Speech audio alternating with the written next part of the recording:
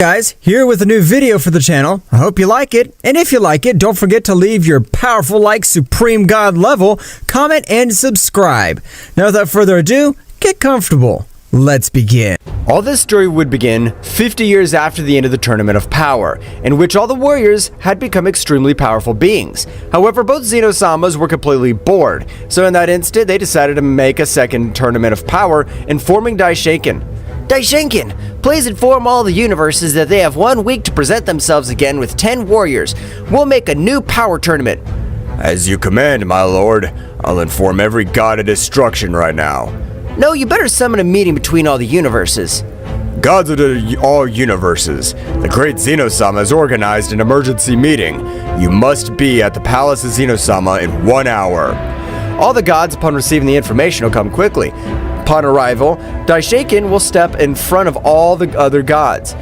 I know that all you must be intrigued, since we have not seen each other for about 50 years, but we will hold a second Tournament of Power.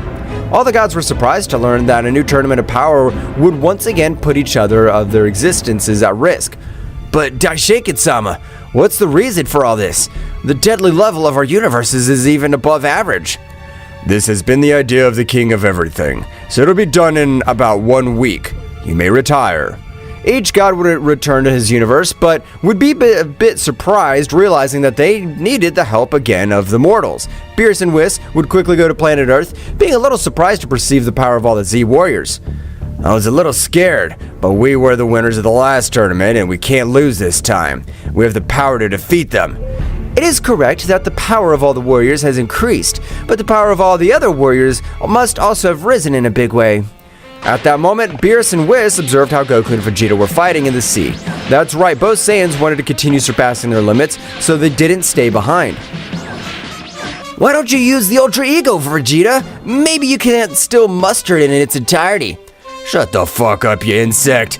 The Ultra Ego is not like your Ultra Instinct, which has the imperfect and perfect variant. The Ultra Ego, I can use it 100%, not 50%.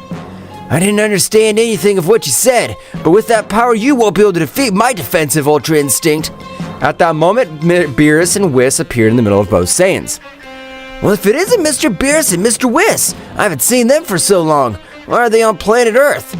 Beerus at the moment was very surprised when he stared at Goku. Goku? Are you using Ultra Instinct? Oh, this? That's right, Mr. Beerus. I'm using the Ultra Defensive Instinct, but I'm already able to master it 100% at will. But Vegeta doesn't force me to use all my power. Damn insect. I didn't use the Ultra Ego because even the Earth suffers because of all my power. With that power, I'd be able to finish you with a single blow. I can see that all of you have become great warriors, but I have something very important to tell you. Goku would return to his base state and would get a little serious when he noticed that Whis' look would change drastically. What's happened? Has a new enemy approached that even you're not able of facing? No, nothing like that to Mr. Goku. The great Zeno-sama has announced a new Tournament of Power. Goku and Vegeta were very surprised. Why the hell did the King of Everything decide that? From what I understand, since all the universes came back to life, the power of the mortals has grown. That's right, but those are the orders of the great Zeno-sama. We can't refuse. Jiren's power must have risen in an incredible way. I must not stay with my arms crossed. I'll go to train in the Room of Time to be able to break my limits. Goku would think about this. At the moment, the deities of all the Universe 7 would inform everything to the other warriors who were surprised in the same way. Meanwhile, Goku would arrive with Dende, asking him as a favor to allow him to use the Time Room. Explaining that the great Zeno-sama had organized a new Tournament of Power, Dende would accept without any problem. At the moment of entering, Goku would begin to train very arduously to be able to break all his limits. I'm sure that the Ultra Instinct must have a further state, or even variables such as a Super Saiyan, and I plan to unlock each of these new transformations. So the week that the King of Everything had granted had passed quickly. For all the gods to summon the warriors that would save the universe on this occasion, with only a few hours left, Beerus together with Whis would arrive to planet Earth, realizing that Goku was missing. Meanwhile, with Goku, he had already been able to access the Ultra Instinct Phase 2, but he had not mastered it completely. It won't be long before it's completely mastered. Goku would continue with his great training, however, at the moment of mastering the Ultra Instinct Level 2 completely, he would decide to combine it with the Kaioken increased 500 times. But the power would be so much that even an energy Rafa released from his aura would destroy the time room completely, leaving Goku very surprised and scared. Damn it, I'm an idiot. How now will I be able to get out of this place? Goku was very worried since he had understood that he had improved with the time room the help of Whis, since Gotenks was able to get out with his power. I have to be able to surpass my limits. I'll try to get out of this place. Goku would access Ultra Instinct Phase 2, with which he would activate the Kaioken increase to 500 times, which was the power that his body could withstand, being impossible since no space-time rift was formed. Damn it! Won't be long before that damn tournament starts. Meanwhile, with Beerus, he was furious that Goku was nowhere to be seen. Vegeta, don't you know where the hell that damn worm is? Mr. Beerus, I assure you that I have no idea where Kakarot's insect is. Maybe he chickened out and decided not to participate, or he went to train and forgot that the day of the tournament was today. Damn Goku, I swear I'll kill you. Whis, look for him immediately. Whis with his staff would begin to search for Goku throughout the Universe 7, being a little shocked to realize that the presence of Goku wasn't anywhere in Universe 7. Mr. Beerus, this may be surprising, but Mr. Goku's presence had disappeared from all 12 universes. Damn it. Quickly, they would choose Yamcha to form the team of 10 members. At the moment of arriving to the realm of nothingness, an overwhelming power would be felt. That's right, it was the power of Jiren. Instantly, Daishenka would give the beginning of the new tournament of power, in which, this time, Universe 11 had no rival. Universe 11, even though the power of Vegeta and Frieza had shot up, they were able to defeat Toppo and all the other participants of the Pride troops. However, their power was not enough to face Jiren, who on this occasion was able to kill every member of the Pride troops. Jiren, on this occasion, would ask the Super Dragon Balls for the return of his entire family. Daishenka would return to stare at him, as it was a selfish wish, but Zeno-sama would nod in affirmation. That's right, this time Jiren had not erased by Zeno-sama. The former Android 17 would ask that all the universes return to normal. Meanwhile, in the time room, Goku had felt a sting in his heart, and an anguish would invade him. Damn dwarves, this anguish I feel. You wretches destroyed my universe even though I couldn't be there to defend it. Goku would begin again with his great training, because despite having spent 10,000 inside the room time, he was not able to open the portal, and this meant that he had not yet overcome the power of an angel. So it is, as Goku every day, every year, every century struggled much more, to the point of even losing most of his memories and becoming much colder. That's right, he had regained the cold personality of a Saiyan. After about 1,000,000 years, Goku had incredible power, but despite having the power to even face Daishenka-sama, he had not been able to get out of that place. Damn it! I've forgotten almost all my friends. All I know that I have to finish with those damn dwarves, and I'll not give up. Goku on this occasion would release an overwhelming power, with which he was able to access his most powerful transformation. But the condensed power was incredible. So much was his power that even the silhouette of a large Ozaru would form all over the place. But every attempt had been in vain. Goku would begin to scream out in frustration. His screams would spread throughout the room of time. I'm tired of being in this damn place. I haven't been able to create a small dimensional rift, but I can't die. Flashback. Dende noticed that Goku had not left the time room, and it was time for the power tournament. However, when he investigated, he was surprised to see how the door of the time room had been destroyed. I can't let Mr. Goku die in this place. This is how Dende, with the help of Shenron, would ask him to make Goku immortal so that he would not die in that place. At the moment that even both Zeno-sama was eliminated in Universe 7, the time room was not affected, being in another dimension very different from Universe 7. And flashback. Goku would give loud cries of despair. However, he knew he wasn't able to do anything. If a divine being, and even above all that is known, helps me to get out of this miserable place. I promise to do what he asked me to do. Meanwhile, in a faraway place, a powerful archangel named Neen would listen to the words of that saying. Well, well, how interesting. I'm not a goddess who surpasses the power of Zeno-sama, but I do have the necessary power to travel between dimensions and get him out of that place.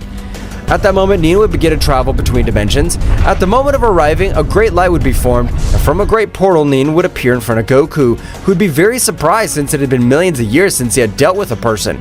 Who the hell are you? Have you been able to enter this dimension? Am I hallucinating? Ha ha ha ha! Wow, how long have you been locked up in this place? So long that you even lose your perception of reality? So, if you're real, help me get out of this damn place. I swear I'll be your servant. I want to get out. I don't know how anything about this room anymore. Are you sure you'll be one of my servants? I assure you. Neen at that moment would form a blood pact that united them, which didn't matter at the level of Goku. If he broke the pact, he would die instantly.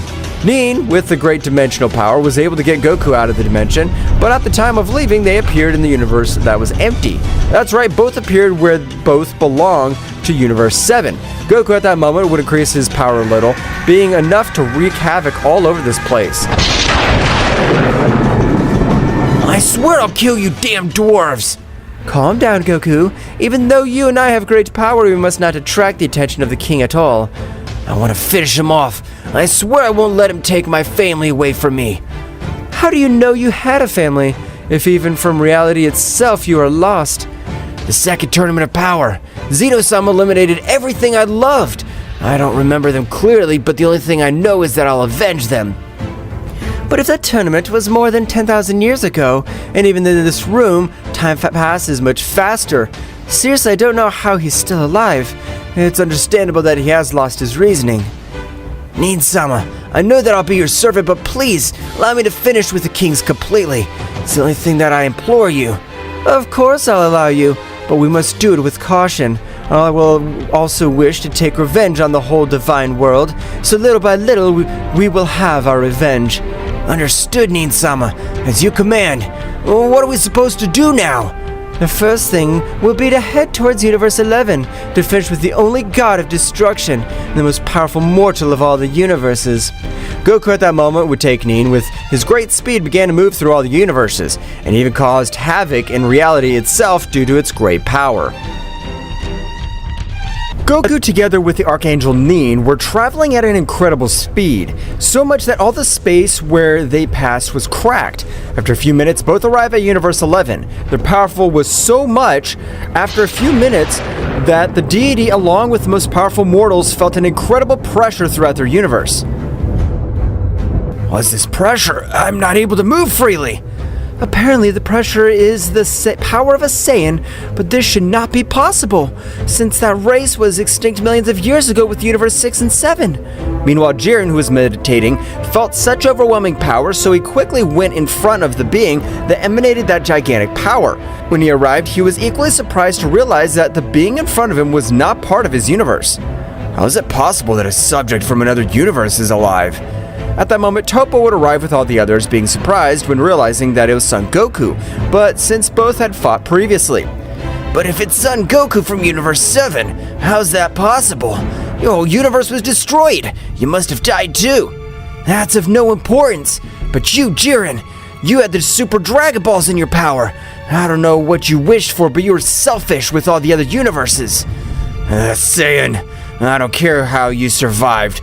Now I'll end your pathetic life. I could ask for whatever I wanted. I won the tournament of power for a reason. Goku was in perfect Ultra Instinct, was watching him with a very serious look. Jiren, without enduring all the provocations of Goku, he launched himself against Goku, who was surprised to realize how Goku had dodged his blow, making it look easy. How do you have those reflexes? My power even surpasses the power of the gods of destruction. It shouldn't be happening. Goku, without saying a single word, had connected a light blow, which Jiren was not able to observe. But for Jiren, it had been an extremely powerful blow, since even when it hit it, the planet had completely destroyed it, leaving no trace. Son Goku, how do you have all that boring power? That doesn't interest you. You who call yourselves the warriors of justice and make wishes for your benefit, you are good-for-nothing vigilantes.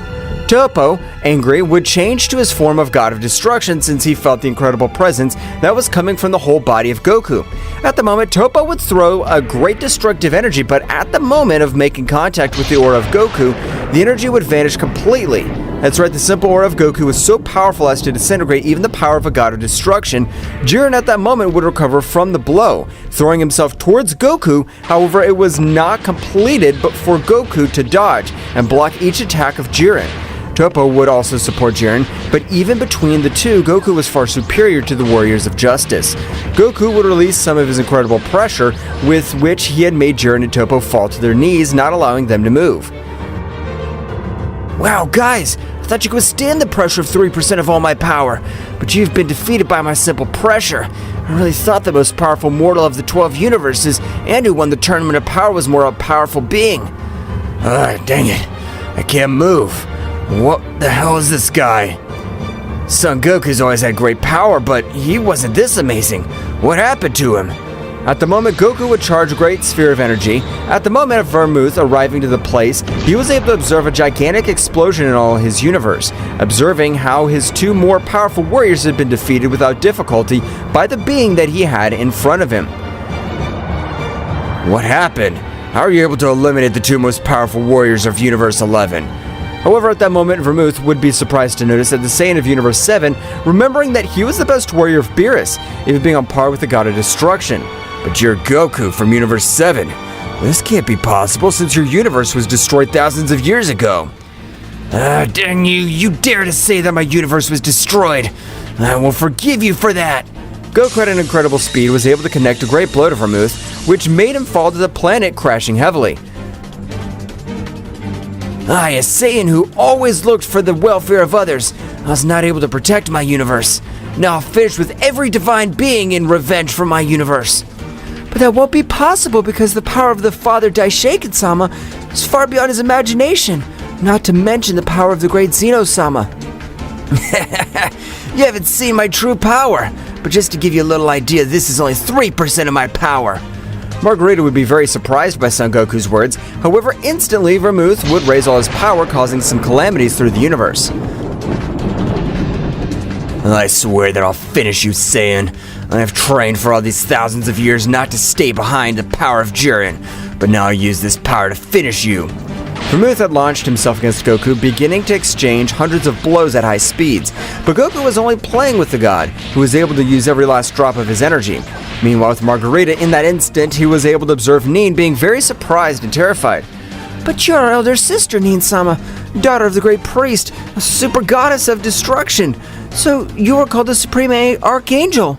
So you know who I really am. Then you must know the reason why I've returned after millions of years. Do you want to try to bring down the entire divine realm like 1,500 million years ago? Ha, that's funny. But with the Saiyan of great power, I know I'll have the necessary power since he has much more power than all of you. Margarita at that moment threw herself against Nin, who with a simple look would expand a great pressure in all the corners of Universe 11. Even in all the other empty universes, the great pressure was not able to allow the Daisel Angie to move freely. Now stop moving, you idiot. Don't you see that I'm going to kill you? Nin instantly threw a sphere of energy towards Daisy, which was able to reduce her to simple atoms. Meanwhile, Goku has taken full advantage of Vermouth. Goku, quickly, finish with that pathetic god, since you know that our main goal is to finish with the most powerful divine beings. Vermouth was instantly shocked to realize that Margarita had turned into the mere ashes of the universe. Dang it, this can't be forgiven by anyone. Even if I die, I'll take out one of you with me. Vermouth had a great speed rush against Goku, but this much more serious with a much more greater speed than Vermouth, was able to dismember every part of his body, and a great explosion would make him disappear into nothingness. It's ready, Nin-sama. Goku, I have a question for you. Is that all your power, or do you have any power beyond that? Of course I do. I have much more power, and even a power beyond that of an Archmage. I want to witness all your power, so please, increase it to the maximum. And don't worry, nothing and no one will be able to sense your power. I will seal this whole universe. Nin at that moment, with her great power, would cover the whole Universe 11 of a great dark energy, which didn't allow anyone to feel outside of that barrier. Goku at that moment would begin to increase his power in an incredible way. At that moment, the face of an incredible Ozaru would appear throughout the universe, so Goku was accessing the Divine Super Saiyan 4, but it would not end there, as Goku would continue releasing much more power, which would begin to leave Nin surprised. How do you have so much power? Really, this Saiyan's been training for all these millions of years that he remained locked up. Goku from a big explosion seemed to have returned to his Ultra Instinct, but something to differentiate was the color of his eyes, which this time were the red color combined with purple. This is all the power that I'm able to master 100%. Because of my 100% destruction form, I'm still not able to master it. But with that power, it's incredible. You would be able to even give a great battle to my father Daishinken, although for sure I don't know who would win because his power is also immense. Goku would return to Ultra Instinct, which he had chosen as his base state. So now what are we gonna do, Nin-sama? The first thing we'll do is train somewhere so that you'll be able to control all your power. We could go to a room. Goku, remembering all the time that he had in the Room of Time, he would flatly refuse. However, at that moment, two great powers would be able to destroy all the barrier that Nin had placed. That's right, they were both guardians of Zeno-sama. Flashback. Something bad's happening in Universe 11. Jiren's presence has disappeared. His power was so great as to even end the life of a super god of destruction. Dai, why did you send for us? Is there something you want us to do? That's right. Go into Universe 11 and verify that everything is in the perfect condition. Okay, we'll be back in a moment. End flashback. The dark energy barrier that Nin had created was destroyed by both guardians who were surprised to see Nin. But if you're Nin, the daughter of the High Priest, I didn't think that after millions of years you would come back. Do you want to be humiliated again? Nin would not say a single word, knowing that the power of both guardians exceeded his and had no chance if both fought together. However, Goku, realizing that they all disrespected the goddess who saved him, furious, he launched himself against a guardian at a great speed and was able to connect a blow, making him fall to a planet. At the time of the other guardian to react, it was too late, since at that moment he had received a powerful slingshot of air in the stomach, which would make him vomit large amounts of blood. Good for nothing guardians! If you insult or disrespect Nin-sama again, I'll kill each one of you myself! Both furious guardians threw themselves against Goku. Nin quickly got in front of Goku, however, the fist that was about to hit his face, Goku, with a simple movement, had made 1,000 pieces of the arm of that guardian. Nin, don't worry, I've taught you my power, but you're not able to assimilate the experience that I have in combat. These guys are simple insects to me. The guard would quickly regenerate his arm with the help of the celestial energy that they possessed, and they quickly launched themselves against Goku, but something strange was happening. Despite beings that surpassed the power of the gods of destruction by millions of times, Goku made them look like simple children. Goku, by increasing his power to 35% of all his power, he was able to even the pressure would not allow them to move. However, both guardians used their last technique, which was a combined technique that required every drop of their power. Throwing it to Goku, a great explosion would be created.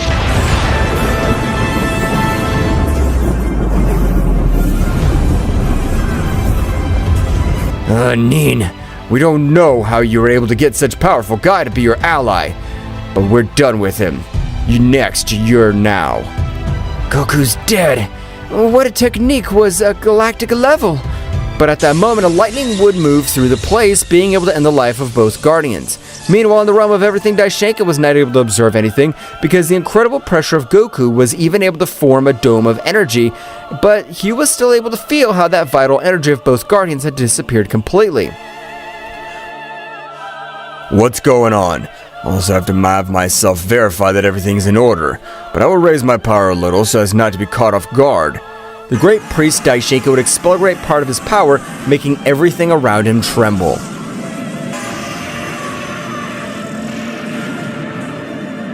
Daishinken would quickly go to the place of the battle, being surprised to only witness the bones of both guardians, and in front of them 2 subjects, which he would quickly recognize. This is impossible. If you're the fallen Archangel Nin, and the most powerful Saiyan of the Universe 7, Son Goku. So, you remember me, Father. I never thought I would be present in a dimension like that, much less coming from my father, but now I have returned to bring down the entire divine realm. Millions of years ago, you had enough power to bring down the entire divine realm. But now, I don't think you have enough power to defeat us. I know that all of you have raised your power in a great way, but this Saiyan is a very powerful being, and as I can see, he has the same goal as me, to destroy the entire divine realm. Is that true, Mr. Goku? We never knew the reason why he didn't participate in the second tournament of power, but he doesn't have the necessary power to finish off the entire divine realm. Of course I plan to wipe out the entire divine realm, and that's what I have left over, Daishinkan. Now I'm sure I can even wipe out the lives of the useless kings altogether. Goku at the moment would raise his power a little, causing great destruction through the universe 11. That's right, the power of Goku was so great that even the same realities were altered, since all that place did not have enough power to contain so much power. Daishinkan would be a little surprised to witness all the bestial power that came out of the body of Son Goku, but without staying behind, in the same way the great priest Daishinkan would begin to release all his incredible power. Not to stay behind Goku, but something incredible would happen. Instantly, a strong gust of wind would make him fall on a planet, and felt as Goku's own gravity crushed him. Instantly, Goku would seriously be watching him in front of his Ultra Instinct Phase 3, with which he was able to freeze any warrior with a simple look. I have lost all my emotions and feelings, but I'm sure that I want to finish with all the Divine Kingdom. Because of a stupid game of that dwarf who calls himself King of Everything, my universe was destroyed. I'll finish with each one of you wretches. Goku, with an incredible speed, had launched himself against Daishinkan, who was not able to dodge a strong blow, which sent him flying to a planet of the Universe 11. Daishinkan would recover from the blow, leaving a little wounded, but at the moment, Goku, without stopping, would continue with his furtive attack, with which he would not even let Daishinkan breathe. The power of this Saiyan's incredible. I'm not even able to defend myself, and he's been able to increase his power to incredible levels. I'm not able to do anything against him. All this thought Daishinkan while he was massacred by that Saiyan who was thirsty for revenge. Goku with one blow would send him to crash onto a planet. For one of the most powerful warriors of all the universes, you have pretty low power. Goku, do you want to fight an extremely powerful being? Yes, I'd like to, since this simple worm's not even capable of making me use 50% of my power. Let him go.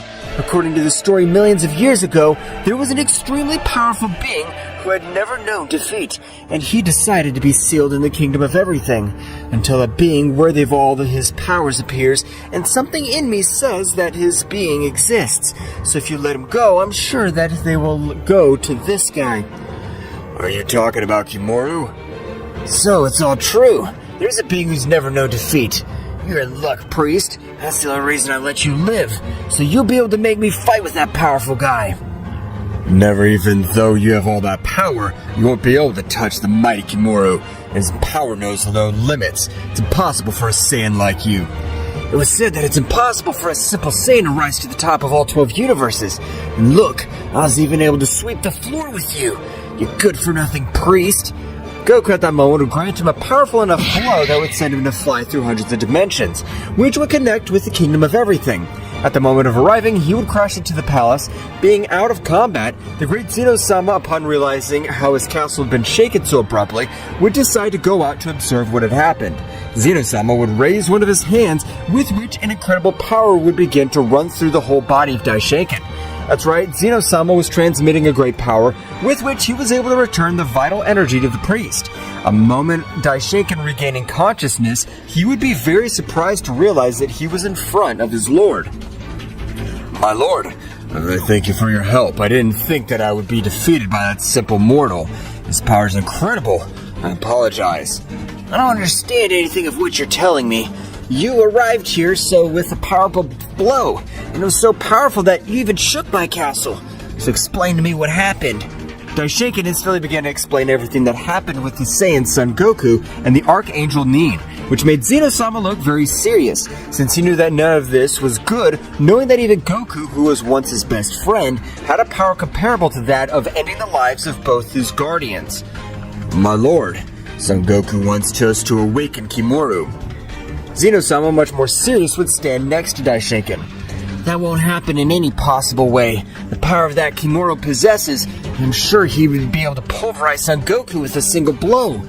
Meanwhile, returning with both beings, Goku had returned to the Ultra Instinct, finding himself a little discouraged, which Nin would notice. What's wrong, Goku? Even though I took you out of that place, you can tell me anything. I'm a friend to you. It's been millions of years since I had a fight, but they haven't been able to make me feel what I felt in the battles. Adrenaline, intensity, terror. I haven't felt anything at all. That's because your power has reached a level that hardly a warrior is able to reach. What do you think, that we face the renegade gods? Renegade gods? Who are they?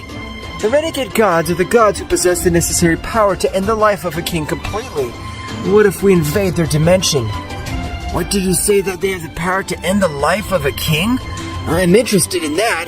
Of course we should do it. I want to feel the adrenaline of a real battle. What we must do is increase a power that even breaks the barrier of time and space. With it, we will form a portal which will take us to the world of the renegade gods. Goku at that moment would expel a little of his power, with which the disaster was evident, but it was not enough to break the barrier of space-time.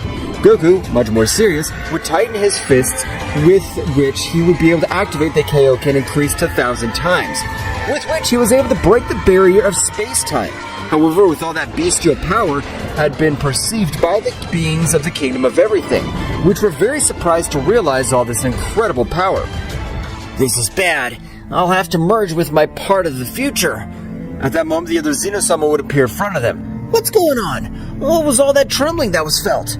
Daishenko would explain everything that had happened to the King of the Future, to which he agreed. At the moment, both Kings of the Future began to merge, with which an incredible power would be felt all over the place.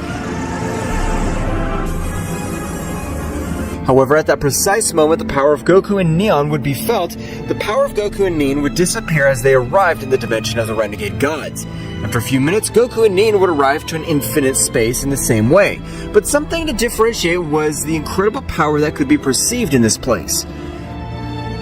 The power that's felt in this place is amazing. It has no comparison with the gods that used to live in our universes. So this is the place of the renegade gods. At that same instant, a being at lightning speed would grant a great blow to Goku, which would make him fall to a planet, destroying it by force of impact. When Goku stood up, a large mouthful of blood would come out of his mouth, but instead of being enraged, he would smile. This pain was the only one I felt for millions of years. A real battle. Who are you? I can see that you belong to the 12 universes of the useless Zeno-sama. How were beings from those universes able to reach our world?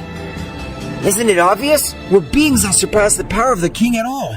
So I wish that a being could make me get excited again in battle.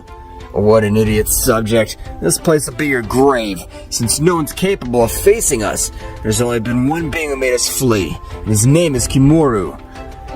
Again, that name. As far as I can tell, the power of this Kimuru must be so beastly that even beings from these worlds are afraid of him.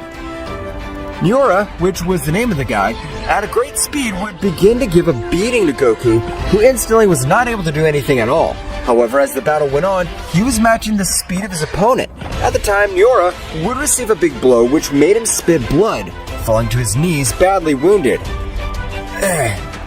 This is impossible. A simple being of the external universes shouldn't possess this power. Who are you? You're not an ordinary being. I'm a Saiyan, who was betrayed by the King of Everything, who I considered my best friend. That dwarf decided to turn his back on me. I was locked up for millions of years. Thanks to that, I have this great power. Maria, a little surprised, would throw himself against Goku, which on this occasion the battle of both was very even. So much that even planets around them were disintegrating by the great power that both subjects were expelling. Maria, in that instant, would triple its speed, being able to cut all the limbs of Goku, and even, not having guard, would put his hand on his chest, destroying his heart. Nin would be very surprised to witness as Goku had been defeated. This was all my fault. I shouldn't have brought him to this place. The power of these guys is way above Goku's power. Now he's dead. I won't be able to do anything about it. You were a powerful being, but by destroying the vital organ of your body, you'll die irreparably, since no one can live without a heart. However, at that moment, Goku's whole body began to regenerate at a great speed. That's right, his body was regenerating completely, and even his heart had reappeared.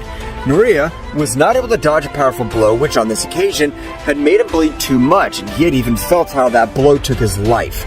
Instantly, an aura of lightning would rise all over the place. That would have worked if you were facing an immortal being, but I possess immortality, so no matter if you tear my body to pieces, I'll continue fighting again. So, for that reason, you're able to regenerate. But I'll give you a lesson that you're an immortal, but that doesn't make you invincible. You only have to use destructive energy to end your pathetic life, and you won't be part of nothingness. Noriya, instantly, would raise a great part of his power, with which he would even transform, appearing a halo on his back, giving to understand the divinity similar to the energy of an angel. However, hundreds of rays would begin to travel throughout the body of Nori, which was being filled with an incredible power. A great explosion would be created all over the place, and when all the smoke dissipated, Nori would be observed, which had accessed his combat form. I'm surprised that a simple Saiyan had the necessary power to make me use a great part of my power. May I know your name? My name's Goku, but I'm also known as Kakarot, the most powerful Saiyan of all. Instantly, Goku would raise his power in the same way, accessing the Ultra Instinct Phase 3, with which he caused destruction all over the place, which was said to have an incredible resistance. Meanwhile, in the Kingdom of Everything, Zeno-sama together with Daishinkan were very pensive. We're no longer able to perceive Son Goku's power, but even if I merge, I don't feel I have the power to defeat him. We must do it. No, my lord. To wake up Kimura, it's real madness. He can finish with the life of Son Goku and Nin, but after them, the next ones to die will be us. At that moment, an incredible power would be felt throughout the multiverse of Zeno-sama, a power that even made both deities tremble.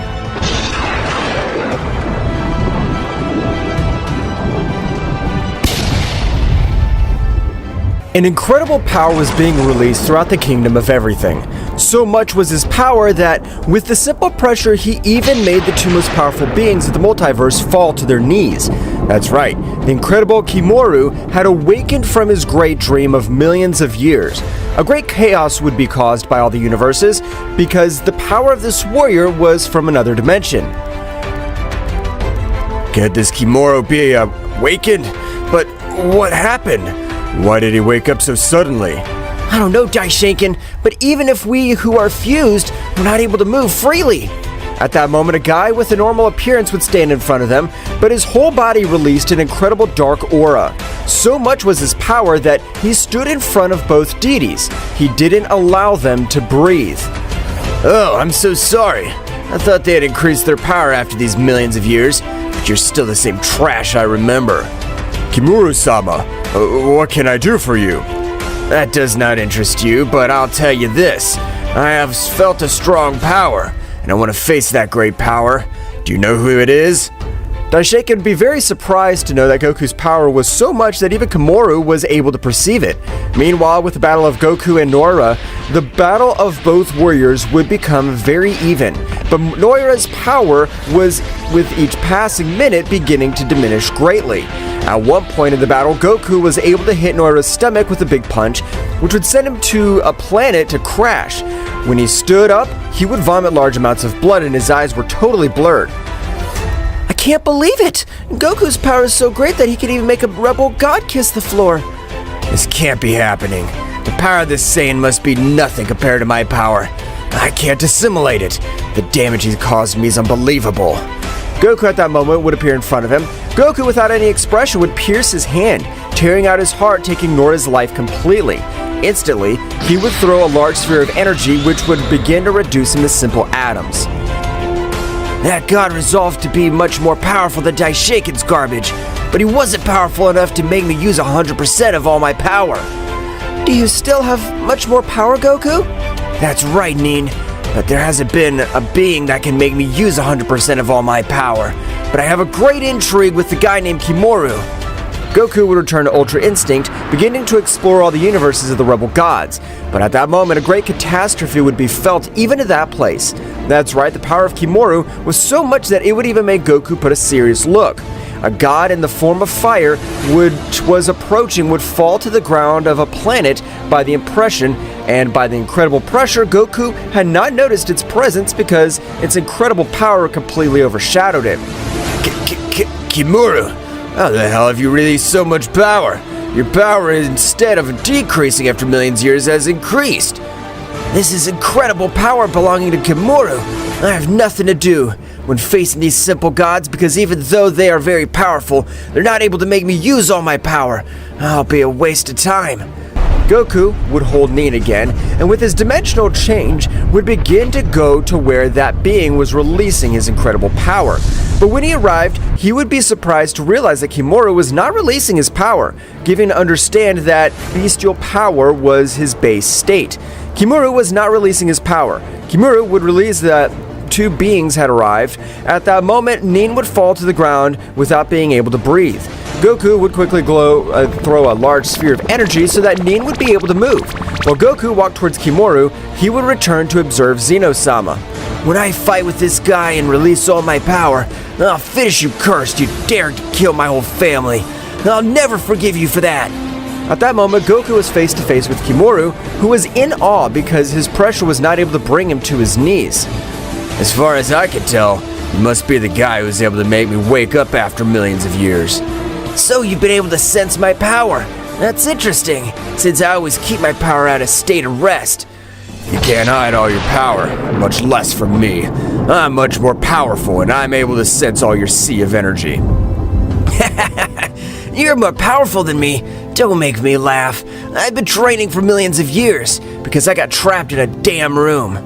Kimura, without saying a word, would give Goku thousands of blows in the matter of 2 seconds, which Goku was not able to see absolutely anything, falling to the ground with very serious injuries and vomiting too much blood. Even his sea of energy would begin to spin in a very irregular way, because the blows of that warrior had had the necessary power to even end the life of a king at all. That hurt me too much. You almost knocked me out. But let me see what you think of that. Goku would instantly switch to Ultra Instinct Phase 3, which would not impress Kimura at the least. Goku would be a little upset after millions of years, and so Goku lashed out at Kimura, who, to his surprise, was able to neutralize all of Goku's hits. With extreme ease, Knees, who was able to observe everything, was not able to assimilate who had the advantage because their seeds were incredible, but she was surprised when she realized how Goku would be knocked down for a second time. This time, the whole planet with which he collided would explode, leaving nothing in its path. I hope that it's not all your power, because you'd let me down if in an incredible way. Goku would get up and begin to raise his power to the maximum. An incredible beast could be seen throughout the universe, while Goku was accessing the heavenly Super Saiyan. At the moment, all fur of all his body would become invisible, and Goku, without saying a single word, launched himself against Kimura. To everyone's surprise, Kimura was able to stop Goku's punch with one of his hands, and without making a great effort, he would deliver a blow to Goku. But this time, Goku was able to dodge it, which would draw Kimura's attention, and at that moment, both would take distance. You're a very interesting guy, but if that's all your power, you've let me down, since this is only 19% of all my power. Goku, with a very serious look, would realize that he could not do anything against that warrior. Meanwhile, several rebel gods would head towards the multiverse of Zeno-sama, with the exception of one, which was the Saiyan god Yamoshi. Finally, after millions of years, a king-level Saiyan like me's been born again. You'll be the perfect candidate to rule the territory of the rebel gods. Returning to the battlefield, 4 incredible masses of power began to collide. And while this was happening, all that incredible power began to enter Kimuru's body. That's right, Kimura had increased his power to 42%, with which his power had grown in an incredible way. Kimura, at lightning speed, was able to deliver a single blow to Goku, but the power of that blow had been so great that it would even leave Goku in a terrible condition. I can't believe it. Son Goku was able to kill both Zeno-sama's guardians and humiliate me as well, but Kimura, against him, he looks like a simple child. Damn it, I have no choice. Even if I don't master it, I'll use it. Goku would return to his base state, but his power would begin to increase in a bestial way, going through each one of his transformations. Goku's gonna use his true power. I can't believe it. Goku would continue to expel his power in incredible ways. At the moment, a great explosion would be created by all that once was the multiverse of Zeno-sama. At the same time of dissipating, the smoke could be observed to Goku, which seemed to be in the Ultra Instinct. But the color of his hair and his eyes was of an intimidating purple color. I've never used this power before, but you're the first one to make me use my maximum power. So that's Son Goku's true power. can't believe it. We're never opponents to him. No matter what we do, in case Goku wins the battle, he'll finish me. But I prefer to be Kimuru's slave. I don't want to die. At that moment, both warriors threw themselves against each other, but this time Kimuru flew away with hundreds of wounds all over his body, and at the moment of falling to a star, a great explosion was created all over the place, leaving everyone present astonished, because it was the first time they saw how Kimuru was sent to fly with such brutality and full of wounds. I can't believe this is happening. Son Goku's power was able to surpass Kimuru's power, which was said to that his power knew no limit. Now funny, this is the second time that being is able to hurt me. I can't believe it was with a being of the same race. It looks like you're enjoying it as much as I am, but I hope the battle can continue for much longer. Ha! Of course it'll continue for a long time. That's why even the rebel gods were afraid of my power. Kimuru at the moment would begin to expel large amounts of power. That's right, Kimuru's power was rising to an impressive scale. At the moment, lightning bolts were shooting all over the place, which everyone would dodge with great difficulty. I'm ready, Saiyan. Come and show me what you're capable of. Both subjects at that moment began to give each other excellent blows. That's right, both had left aside the defense. They only hit each other with the maximum of their power. At that moment, both warriors hit with each other with a big blow. Goku was sent to fly to a sea of lava, which had been formed by the explosion of the planets, while Kimuru had been sent to fly to a nearby star, destroying it completely. At the moment, both would vomit large amounts of blood. What the hell is happening? Why does my body hurt so much? I feel like I can't stand upright. At that precise moment, Kimuru would fall out of combat. Goku was not in the best condition. Since the battle against that guy had left his power on the ground, Zeno-sama and Daishoken, including all the rebel gods, were launched against Goku and Kimuru. Goku would throw a great barrier on Kimuru, which was able to withstand several impacts, while Goku began to exchange blows with the gods, but he was not able to do anything to them, because he did not have even 10% of all his power. Nin at that moment would throw a large sphere of energy, which Daishoken would vanish it completely. This is a perfect opportunity to fish with that damn Saiyan, and we won't waste it. All the gods were able to destroy the barrier that Goku had placed over Kimuru, and at that moment, they would throw an incredible power. However, a much more overwhelming power would be felt through that place, disintegrating all the power of the gods, and even standing in front of Daishoken and Zeno-sama, who would recognize it immediately. But you're the mighty god Yamoshi. The rebel gods, without caring much about Yamoshi as the most powerful god, threw themselves towards him. But at the moment, Yamoshi would increase his power in a bestial way. He looked like a beast since his power seemed to have no limit. The whole place would be destroyed than it already was. At the moment, from a great explosion, Yamoshi could be observed, which was in its legendary state. It doesn't matter if you all want to face me. Do it anyway. You won't stand a chance against me. All the warriors didn't care and threw themselves against Yamoshi, who was able to knock them out without any difficulty.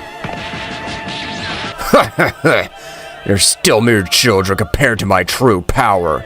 Yamoshi immediately took Goku and Nin, Kimuru, leaving him to his planet, which was in a place far away from the universe of the rebel gods. Yamoshi had headed towards his planet. While all this was happening, Daishoken, who had not received great damage, was able to help recover all the beings, including the rebel gods, who would decide to make an alliance, to be able to do something against the trio of warriors, especially with Son Goku, who had given off an unreal power. After millions of years, the rebel gods returned to collaborate with us, the divine beings of the multiverse's Zeno-sama. This is not a battle that only belongs to me, because if it were only mine, none of you would be worried. It would be better to mobilize as fast as possible so that you do not recover completely. I agree with Zeno-sama, but in spite of that, Yamoshi's power is incredible. I don't think we'll be able to do anything against his infinite power. After millions of years, it seems that you have to emerge again to bring back Archon, the only being that was able to fight him besides Yamoshi. If we have to do it, we'll do it. We're not going to stay with our arms crossed. The power of those warriors must not exist. A great pentagram would be formed all over the place. The power of that fusion would be felt even to the place where Yamoshi was, who would change his expression to a very serious one, just like Nin, who was not out of combat. Whose power is that? The power it gives off seems to be from another dimension. I'm not able to assimilate it. Those bastards, after being under my command for millions of years, have decided to form Archon, but they still won't have the necessary power. We have to buy time while Kimura and Goku recover so that they can help us in this great battle that is approaching. Meanwhile, in the multiverse of Zeno-sama, everything was shaking. Subject even dimensional holes. At the moment of the complete fusion, a powerful subject could be observed. The power that I possess this time is incredible, so all the rebel gods have increased their power in an incredible way. How interesting. Archon would observe both deities, throwing a great sphere of golden energy at them, which covered their bodies and gave them incredible power. That power is easy to master for you who possess the divine key. So, this very moment, we'll finish with those scum and we'll be the rulers of the whole. The power I possess is incredible. I'll return the humiliation to the cursed Nin. I'll not leave any being alive. I'm sorry, my friend Goku, but after millions of years, your heart only possesses evil. For that reason, it'll be better to finish you off.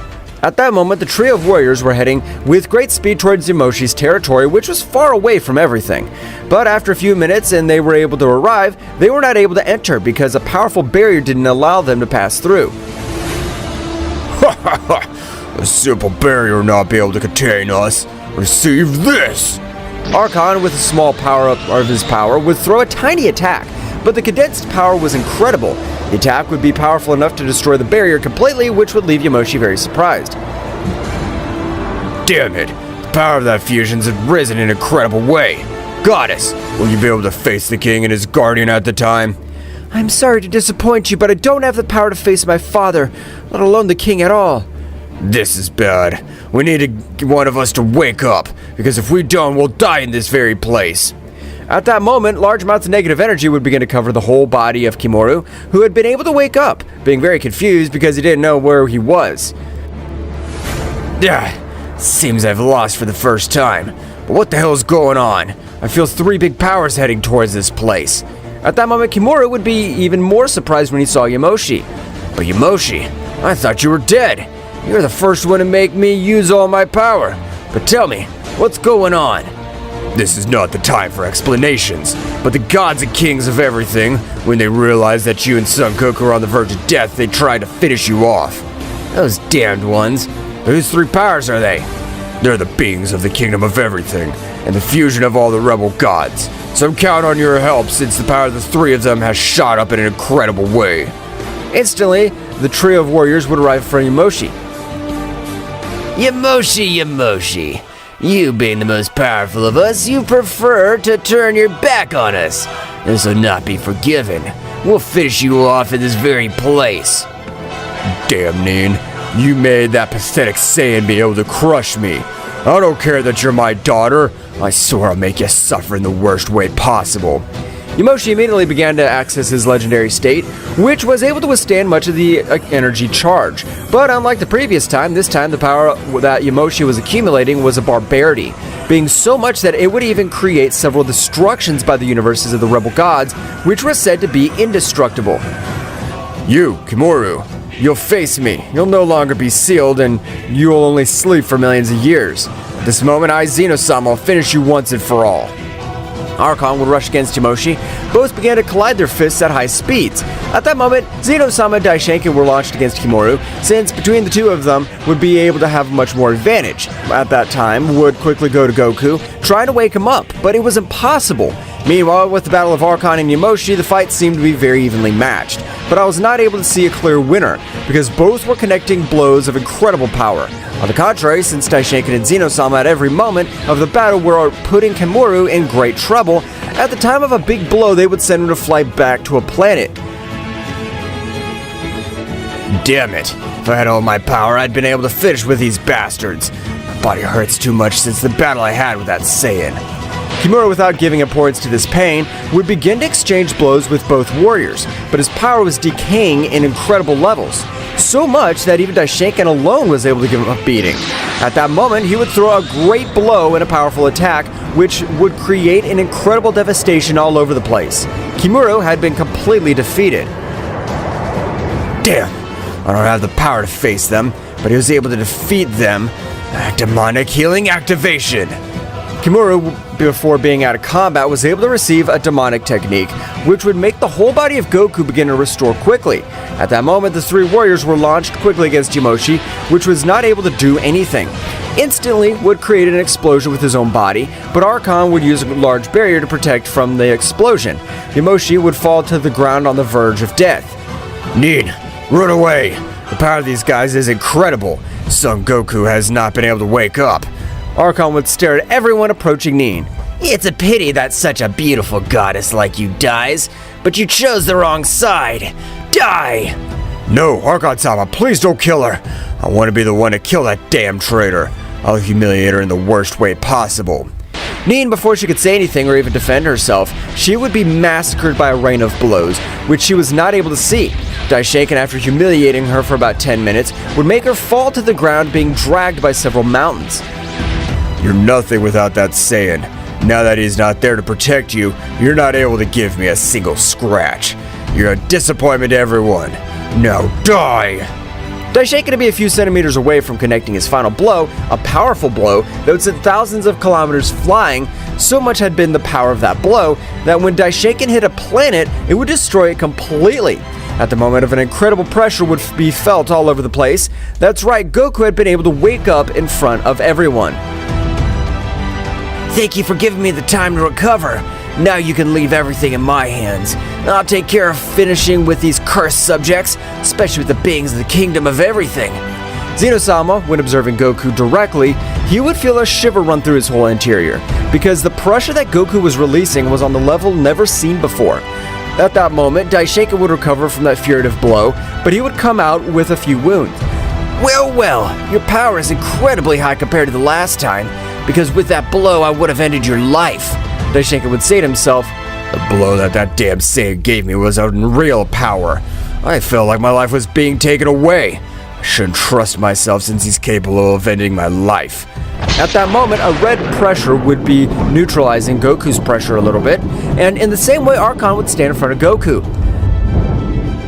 So you're that Saiyan that Zeno-sama Daishoken feared. Let me tell you that I'm not the same as the rebel gods. Because now all their powers formed a single being. I don't care if you formed a single being or not. You three will die by my hands today, and you'll not be able to do anything. Goku! Don't trust the power of those guys. It's incredible. I don't think that their fusion will be so powerful. I don't know who you are, but I thank you, and of course I won't trust you. Archon was about to hit Goku and send him flying by the expulsion of Goku's power, who was releasing his power to the maximum. Ascending his forbidden power, instantly all the universes of the gods seemed to be destroyed due to all that bestial power. From a great explosion, we could see Goku, whose hair was purple as well as his eyes, and the pressure that he was releasing was even able to decrease the speed of Daishoken. Zeno-sama, because they were not as powerful as Archon. Now I'm ready. I hope you are too, but to die? Because I finish you damn insects. Goku, as if he were an animal, as if it were lightning, had been able to end the lives of Daishoken and Zeno-sama, only being able to observe how blood fell all over the battlefield. It's enough for me that they die. I don't have to humiliate them. They will never come back to life because my energy is even more powerful than the god of the Super Dragon Balls. Archon, a little nervous and scared, would throw himself against Goku. Both of them, when colliding their fists, caused great destruction throughout the universes. But unlike the fight against Yamoshi, Archon's body, every time he collided against Goku's body, large amounts of dark energy entered his body, which made him much slower, and even his entire internal system began to be affected. Damn, what's wrong with me? I can't breathe. It's too late for you. You weren't able to realize it in time, so we'd better end your pathetic life now. Goku at the moment would form a great dark dragon, which at the moment of colliding with Archon would release a rain of rays, which would leave absolutely no ashes of Archon. Goku would quickly go to Nin, and Goku would flow a great part of his energy so that Nin would recover. When several hours passed, all the warriors would recover completely. At last I can be calm. I'm done with those damn dwarves that destroyed my planet without completion. I don't know what to do. I never had a good life. In that case, all you could stay on my planet, and we go to other multiverses to meet new warriors. That seems very dangerous to me. Don't worry, Nin.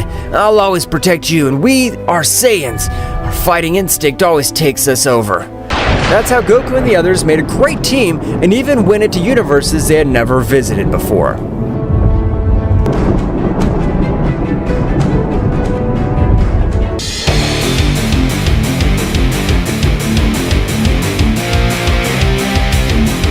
$70 million years ago, there was an unimaginable void without any life, when suddenly emerged a being which didn't know it was himself where he was. What's going on? What am I? I can't see anything. What is this immense void? What he didn't know was, until that moment, was that he was an omnipotent being who was going to create everything known as the universe. He would even create a whole multiverse full of different types of life in order to find at some point an individual who could match or surpass the strength of his son called Zeno-sama. In Zeno-sama's palace, 30 million years after the birth of Zeno-sama's father, he introduces himself to his son. Zeno-sama, my son, you've grown strong and apparently you've become very powerful over the centuries. Father, I've always felt that my existence has no purpose. I often get bored. Why did you bring me to life to be bored? 70 million years ago, there was a void from which I was created. As I grew, I developed powers and immeasurable strength. As a result of that, a need was born in me to find a being who could match or surpass your strength, to even equal my own greatness. That's why I created planets, galaxies, universes, and living beings of various species. All this was created just so that I could exist? Yes, my son. Every star, every life form, everything has a purpose. To prepare you to be the supreme god of all that I've created. You're the main reason for all my creation. It's a heavy burden, Father. Why me? Because in you, I see the true potential to rule in this vast cosmos. You are the hope to maintain harmony among the creations that have sprung from my being. You are the missing piece in this cosmic chest. Father, all this that you tell me is an enormous responsibility. I don't know if I'm ready to be able to do it. What if I fail? There is no failure, son. Your very existence is success.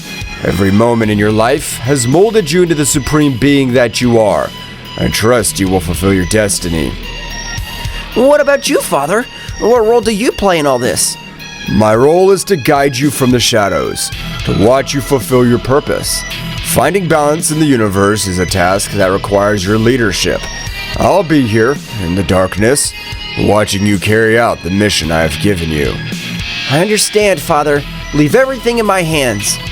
Thus passed centuries, millennia, in which Zeno-sama was guided by his father to govern the immense multiverse he had created for him, but now convinced of the purpose he had in his life.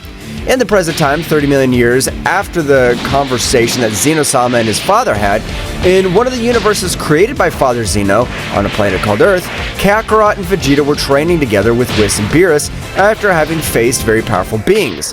While they were training, the Earth was illuminated by flashes of energy. As Kakarot and Vegeta embark on intense training, Whis and Beerus watch from a distance, assessing the Saiyans' every move as they prepare to rise in their skills. Hey, Vegeta! Remember when we first faced Frieza? That guy was incredibly strong. Yes, Kakarot. It was our first encounter with an enemy of another level. But we cannot forget the Cell Bug, a creature with cells from all of us. He put us in big trouble with his martial arts tournament. Luckily, your son became strong. Both Saiyans exchanged energy blasts. Each hit and dodge was an echo of their long history of battles. Ah, yes! The first time you showed the teleportation technique. That was amazing! Thanks to Gohan, we were able to defeat him. But then came Majin Buu. That battle was unforgettable. We had to merge to have a chance. The fusion was great, but we also learned about redemption and kindness at that time. Buu became good because of you. As they continue their training, the energy of both Saiyans light up the space. Whis and Beerus watch with interest. Yes, but don't forget about Beerus, that god of destruction who almost wiped out the Earth with a single sneeze. Although in the end, he turned out to be more of a joker than we thought. Yes, I remember when I tried to fight him in my Super Saiyan 3 form. I wasn't at his level, but at least I gave him a fight in my Super Saiyan God form, and that was possible thanks to all of you. That's right, and now we're here, training with Whis and Beerus. We cannot let our guard down, Kakarot. There'll always be bigger challenges. Exactly! Every fight makes us stronger. Let's keep training and bettering ourselves. Of course. We're always one step closer to being the strongest warriors in the universe. The training continues as Kakarot and Vegeta, under the tutelage of Whis and Beerus, strive to reach new levels of power in order to defend the Earth from new and more powerful enemies that may appear with the desire to destroy the planet that welcomed them. While Kakarot and Vegeta were training to overcome their limits, Whis and Beerus encouraged them to keep improving. Very good, Saiyans. Keep it up. Yes, they're very strong, but I don't know if that'll be enough to keep my interest. Suddenly, they feel a dark presence and the whole environment begins to become dark, and a dark, powerful presence fills the place. What's going on, Mr. Whis? Something's not right. I feel an extremely powerful and dark presence. That feeling sounds familiar. Who could it be? The darkness intensifies, and suddenly an opposing figure appears in front of them like a shadowy nebula. Inhabitants of the multiverse, have you missed me? Hello, dear inhabitants of the multiverse. I've come to observe progress of my creations. What? Who is this guy? I don't know, Kakarot, but his presence is overwhelming. No way. What? The figure lingers in a shadowy haze, with the speaker being the father of Zeno-sama, the omnipotent being who created the multiverse. This one appears in all multiverse, where all the warriors were training for future problems. This guy is the father of Zeno-sama, the creator of everything we know of universes beyond our imagination. I didn't think we'd ever see him. Sir, your arrival is unexpected. Forgive the insolence, but to what do we owe you presents? The inclination of Whis and all the angels of different universes is because they have knowledge of who was the father of Zeno-sama. For that reason, they have a great fear and respect for him. I see you've been busy, warriors. You have faced great obstacles throughout your insignificant lives, but this time has come. Are you strong enough? We're always up for a good challenge. Shut up, Kakarot. Don't you feel how powerful he is? How can you say that? Haven't you noticed something missing in the multiverse? At that moment, Zeno-sama's father set out to tell them the reason for the ambiguous question. Moments before Zeno's father appeared before the whole multiverse, he was very angry because when he woke up from the dream of millions of years, he was surprised that many things had happened that went against the main reason why he created the whole universe. Because of this, he appears before his son Zeno-sama. In the center of the realm of everything, the overwhelming presence of Zeno-sama's father eclipses space. His voice booms like thunder as he directs his fury towards his son Zeno-sama. The latter, visibly nervous, tries to defend himself as the tension between the two intensifies.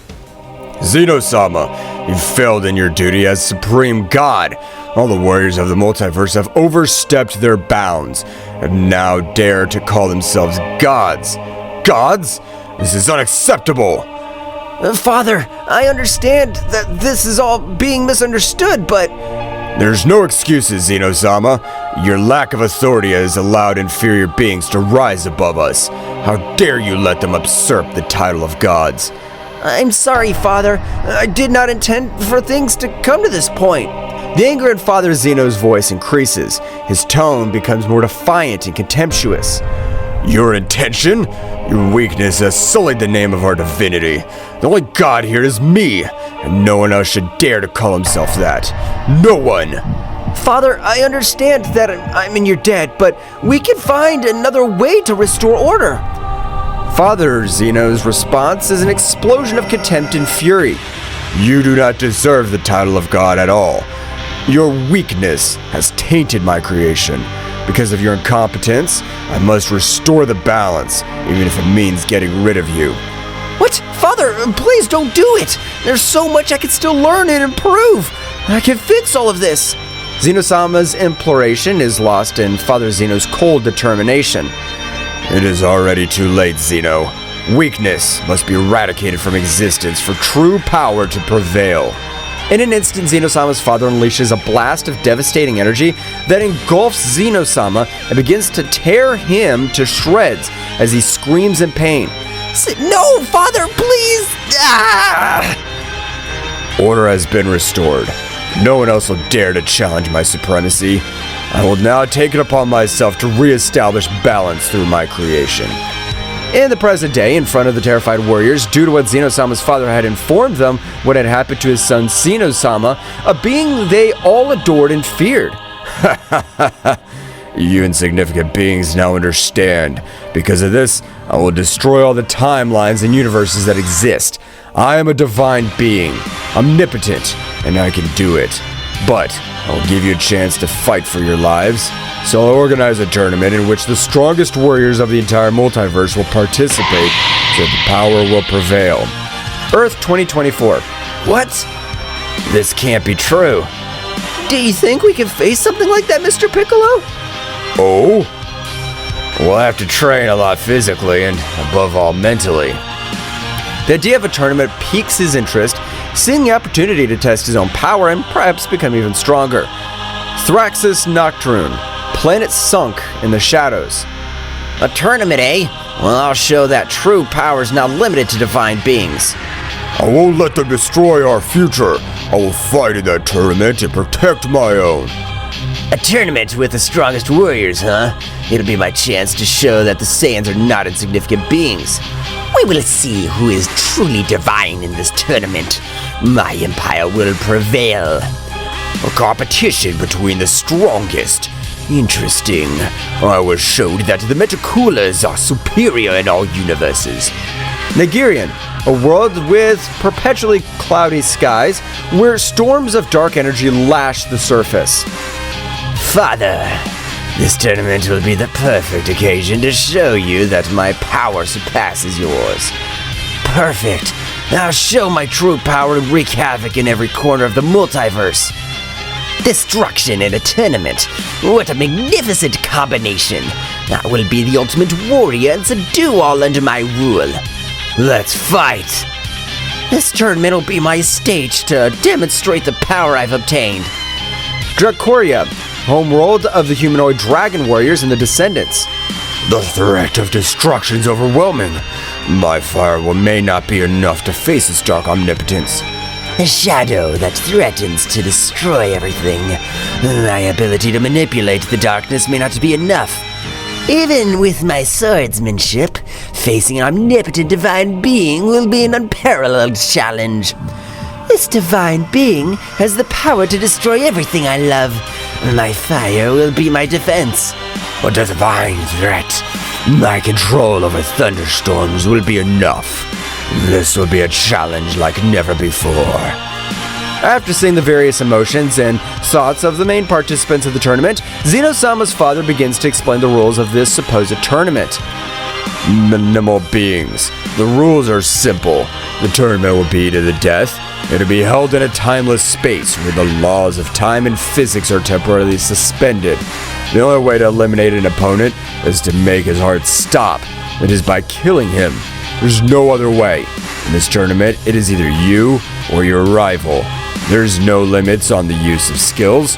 You must unleash your full potential without restriction, so as not to be destroyed in the process. I'll be the one who will watch over the whole process. The participant who wins will have the joy of facing me, putting his life and the life of his universe at stake. But I'm a PS deity, and I will bring him the opportunity to have a divine power similar to mine for a determined time. If he does not take the advantage of it, he will have to accept the consequences. In spite of the uncertainty that the warriors have in front of what the father of Zeno-sama has said, some are excited and others are worried. Wow, this sounds exciting! A tournament with fighters from all universes. It's gonna be great! Why should we trust this tournament to be fair? By killing them? So I can fight to the best of my ability. But killing beings that are just fighting for their lives is not nice. I hope everything I've said has been clear to everyone. The only rule is that you have to kill your opponent so that they don't kill you. I want to make that clear. You will have to kill your opponent. The way we will check if you're worthy of calling yourselves gods. Father Zeno disappears and everything returns to normal. You can see Kakarot's excited about the new enemy that is seen. It is very powerful. Vegeta, scared and worried about his family, angry with Kakarot. Wow, that guy's incredibly strong. I'm excited to fight him in the next tournament. Excited? Do you realize what's at stake, Kakarot? The enemy is dangerous, and we can't just underestimate him. But Vegeta, that guy has awesome power. It's gonna be the best fight of our lives. This is not a game, Kakarot. Do you realize that we're putting our families and the entire universe at risk? I know it's serious, Vegeta, but it's also a chance to get better. Besides, Zeno-sama's father is excited about this. I can't believe you're so carefree. My family's in danger and you're excited about a fight. I'm not saying I'm not serious, Vegeta, but when an opportunity presents itself to measure our power, I can't resist. You always think about the fight, don't you? Sometimes I wish you had a little more responsibility. Vegeta, I understand that you're worried about Bulma and Trunks, but trust that we can protect them. I don't like the idea of someone else deciding about our lives. I understand, Vegeta, but do you really think we can ignore this opportunity? I'm not going to lose my family over a fight, but I also know that I can't stop you from getting excited about the battle. At that moment, the tension between Kakarot and Vegeta is palpable as they prepare to face the new enemy. While Kakarot is filled with excitement for the fight, Vegeta faces the situation with a mixture of fear and determination. Thus, the training of the entire multiverse for the survival of their species began. From the moment on, the most powerful warriors of all the universes began to train with greater intensity in order to save their universes and timelines. After having communicated with the entire multiverse from the realm of everything, the father of Zeno-sama would observe everything from a crystal screen, that the warriors were getting stronger and stronger. He sent his shadow warriors to slow down the process of them.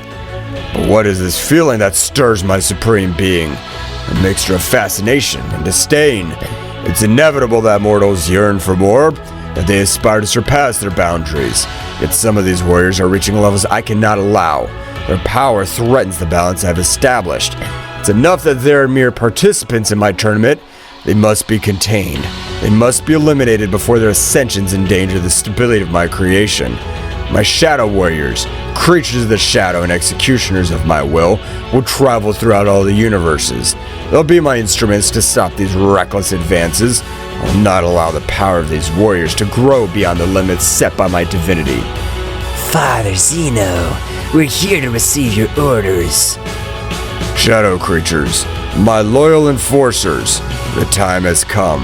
The universes pulsate with an energy that threatens to destabilize the order I've established. Mortal warriors, in their relentless pursuit of power, are rising to dangerous heights. Their progress must be halted. Your orders are our will. How do you wish us to proceed? Each of you will disperse among the universes. Your mission is to find those warriors who dare to exceed the limits imposed. There's no room for compassion. The threat must be eradicated. Annihilate them without mercy. We will, Father Zeno.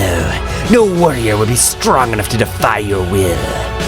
The shadow creatures set off to every universe and timeline to destroy every warrior who would participate. Along the way, they encountered weak warriors who they destroyed with these strong and very powerful ones. It was dusk when suddenly the Earth's atmosphere trembled with an unnatural darkness. In the blink of an eye, shadow creatures emerged from the interdimensional shadows, ethereal and menacing beings that would challenge even the strength of the mightiest warriors.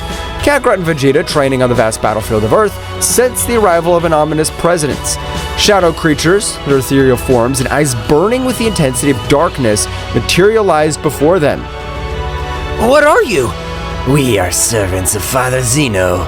Your progress has been noted and must be halted. The will of Father Zeno is the supreme law. The warriors have exceeded the allowable limits and will now be destroyed. The shadow creatures moved with an agility that defied logic, leaving behind them trails of darkness. Kakarot and Vegeta prepared for the confrontation, their energies flashing in response to the threatening presence. Well, it looks like we have new opponents. This should be interesting. No matter who sends them, will not allow them to stop our progress. The shadow creatures, speechless, rushed towards Kakarot and Vegeta with flashing speed. The battle ahead would not only be a test of strength, but a struggle between light and darkness, between the determination of the warriors and the will of the father of Zeno-sama. The battle rages and the environment, plants, stones, the sky are witness to the incredible demonstration of power. Kakarot and Vegeta, deploying a great amount of ki, are in the center ready to face the two mysterious Shadow Warriors that attack them. Shadow Creature 1 moves at breakneck speed, leaving only flashes of darkness in its wake. Its form is ethereal, almost impossible to follow with the eye. It attacks with incredible precision, throwing punches and kicks that defy the perception of time. Shadow Creature 2 stands out for its devastating power. Its every strike sends out waves of dark energy that distort the surrounding space. Its presence emanates an ominous aura that shakes even the particles of space. The fight begins with Kakarot and Vegeta charging forward, but the Shadow Creatures respond with astonishing agility, dodging every blow and counterattacking with almost invisible movements. Faced with the speed of the Shadow Warriors, Kakarot and Vegeta are forced to raise their power to Super Saiyan level. Vegeta, these guys are incredibly fast. I can't even keep up with their moves. Looks like our usual speed isn't enough. We'll have to raise our power to the maximum. Both Saiyans concentrate, their golden auras bursting as they transform into Super Saiyan. Their golden hair lights up the space as they launch into a fierce offensive. But the Shadow Warriors remain equally agile, gracefully dodging the attacks. The intensity of the power illuminates the space. Now, Vegeta, let's go all out. Let's go, Kakarot. The Saiyans rush towards these Shadow Warriors with a fierce offensive. However, the Shadow Creatures dodge their attacks with surprising grace, moving through the energy blast with ease. Is that the best you can do, Saiyans? Their speed is admirable, but they're still not up to par. Damn it! We can't go on like this, Kakarot. We need something else. You're right, Vegeta. Let's take this to the next level. Faced with persistent speed of the Shadow Warriors, Kakarot and Vegeta rise their power even higher, transforming into Super Saiyan Blue. Their blue auras flash with intensity, and the pressure of their power shakes the surrounding space. However, the Shadow Warriors are not daunted. The battle reaches its peak as the four warriors are engulfed in a frenzy of energy. Kakarot launches his attack called Kamehameha, and Vegeta launches his final flash attack, but the Shadow Warriors respond with counterattacks that defy the laws of physics. Then the clash of these powerful attacks causes an immense explosion. At the precise moment that both Saiyan warriors, the Shadow Creatures, collided their attacks, the explosion resulting from the collision of the attacks left a crater on the battlefield, while a dense smoke obscured the view. Amidst the haze, Goku with a serious but confident expression, and Vegeta, also with a confident expression of having destroyed the Shadow Creatures with his attacks, stood on guard, ready to face whatever emerged from this smoke. Suddenly, as soon as the smoke dissipated from the battlefield, the shadowy creatures emerged unharmed, floating in the air with an even more intense presence. Their forms twisted, revealing an even darker and more powerful transformation. Now, with eyes glowing with a more intense light, the shadow creatures uttered a great malevolent laugh and moved towards Goku and Vegeta with renowned ferocity. The sky was covered with dark clouds, and lightning intermittently illuminated the scene. The creatures, once scattered, began to converge into a chaotic mass. Their bodies intertwined and merged, creating a monstrous entity that emanated a dark and malevolent aura. The fusion of the creatures was completed with a loud roar, and before Goku and Vegeta emerged, a nightmarish creature. The fused creature had a grotesque figure, with twisted limbs and glowing eyes filled with evil. Its body was enveloped in a halo of dark energy, which distorted the space around it. The ground shook with every step he took, and the waves of evil energy generated chaos on the battlefield. Goku and Vegeta exchanged determined glances. They knew they faced an unprecedented threat. The fusion of the creatures had given rise to a being of incredible power and speed. Goku frowned, clenching his fists, while Vegeta gave a cocky grin. Kakarot, looks like things have become interesting. I didn't expect to have to face something like this. Yes, Vegeta. This creature's no joke. We're gonna have to give it our all. Both warriors raised their ki to the maximum, surrounding themselves with an intense golden and blue aura. Their hair stood on end and the earth trembled under the pressure of their combined power. The fused creature responded with a guttural laugh and advanced towards them with great strides. Come on, Vegeta. Let's attack together and put an end to this. For once, Kakarot, I agree. The battle reached its climax as Goku and Vegeta, enveloped in their golden and blue auras, launched themselves towards the fused creature. Every punch and burst of energy echoed through the air, creating a spectacle of flashes and booms. The creature, however, was not easy to defeat. Its agility and strength were astounding, dodging the Saiyan's attacks with ease. Vegeta, we need to find an opening in its defense. Focus! I know, Kakarot, but this thing's fast. The fused creature responded with a ripping attack, sending the Saiyans flying across the battlefield. Goku and Vegeta, however, quickly recovered and stood up with renewed determination. We can't underestimate this thing. Come on, Vegeta, let's attack together. All right, Kakarot, together we'll defeat it. Goku nodded and they concentrated their energies into an amazing combined attack. A brilliant flash of light and blue light materialized in their hands, growing with each second. The fused creature, seeing the imminent threat, tried to counterattack, but it was too late. Kame! Ah! Final Flash! The powerful beam of combined energy shot towards the fused creature, illuminating the dark battle with its radiance. However, just when impact seemed inevitable, the creature, in the last act of desperation, deployed a dark shield that managed to resist the Saiyan's assault. The result explosion sent Goku and Vegeta flying backwards, returning them to their base form, leaving them dazed and severely injured on the ground. The fused creature, though weakened, struggled to its feet, its malevolent aura flickering, but far from fading completely. Vegeta, we're in trouble. This thing's stronger than we thought. Vegeta, however, lay motionless on the ground with visible wounds and his aura rapidly diminishing. Vegeta! Don't give up, Vegeta! The fused creature, slowly recovering, calmly approached towards Vegeta with a palpable malevolence in its glowing eyes. Your efforts are futile. I'm the amalgam of darkness itself. This is the end of you, Saiyan Prince. Goku, full of rage and despair, stood up and threw himself towards the creature with what was left of his strength. However, the creature, with a simple wave of its hand, unleashed a wave of dark energy that enveloped Kakarot and threw him violently to the ground. Vegeta, we need a plan. The fused creature approached Vegeta, lifting him off the ground with one hand. The Saiyan Prince, barely conscious, opened his eyes to meet the cold, merciless gaze of his energy. Kakarot, do whatever it takes. The fused creature, with a contemptuous gesture, threw Vegeta back to the ground, leaving him on the verge of death. The battle, which had begun with hope, now became bleaker than ever. With his partner down and his own strength waning, Kakarot faced a strength that seemed insurmountable. Goku, sensing the desperation of the situation, recalled the hermit seeds he carried with him. The moment the fused creature came speeding towards him, Goku managed to dodge that blow swiftly, approached Vegeta and handed him one of the valuable seeds. Vegeta, eat this! It'll give you the energy to keep fighting! At the same time, Goku also consumed one of the seeds. Vegeta, barely conscious, accepted the seed and consumed it urgently. The hermit seed acted quickly, healing Vegeta's wounds and restoring his life energy. Flashes of golden light surrounded the Saiyan Prince as he stood up, his eyes regaining determination. Kakarot, don't underestimate me. I can keep fighting. Fine, Vegeta, but we need something else to defeat this creature.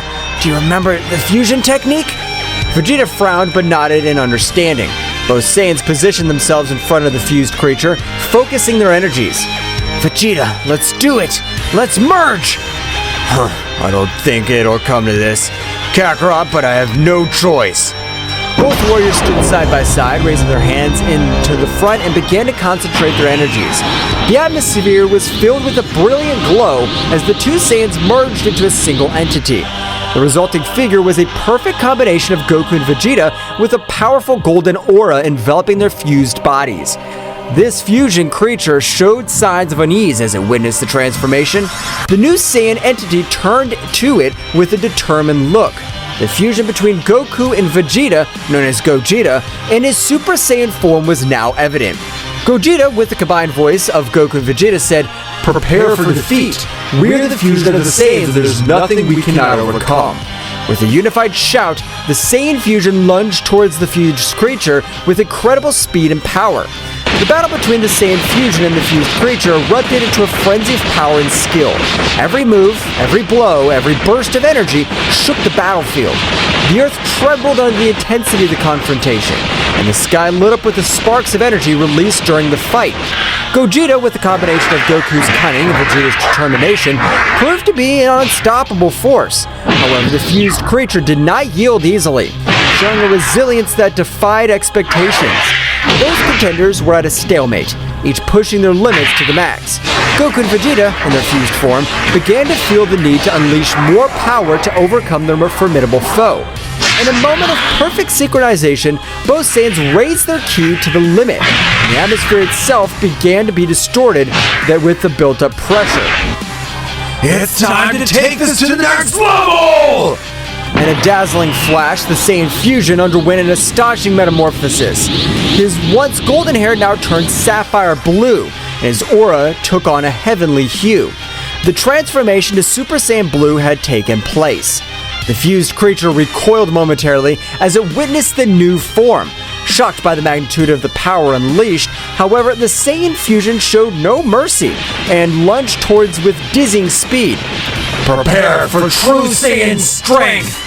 The attacks and counterattacks reached a speed that defied perception. The fused creature, despite its previous endurance, was outmatched by the speed and aggressiveness of the Saiyan fusion in its Super Saiyan Blue form.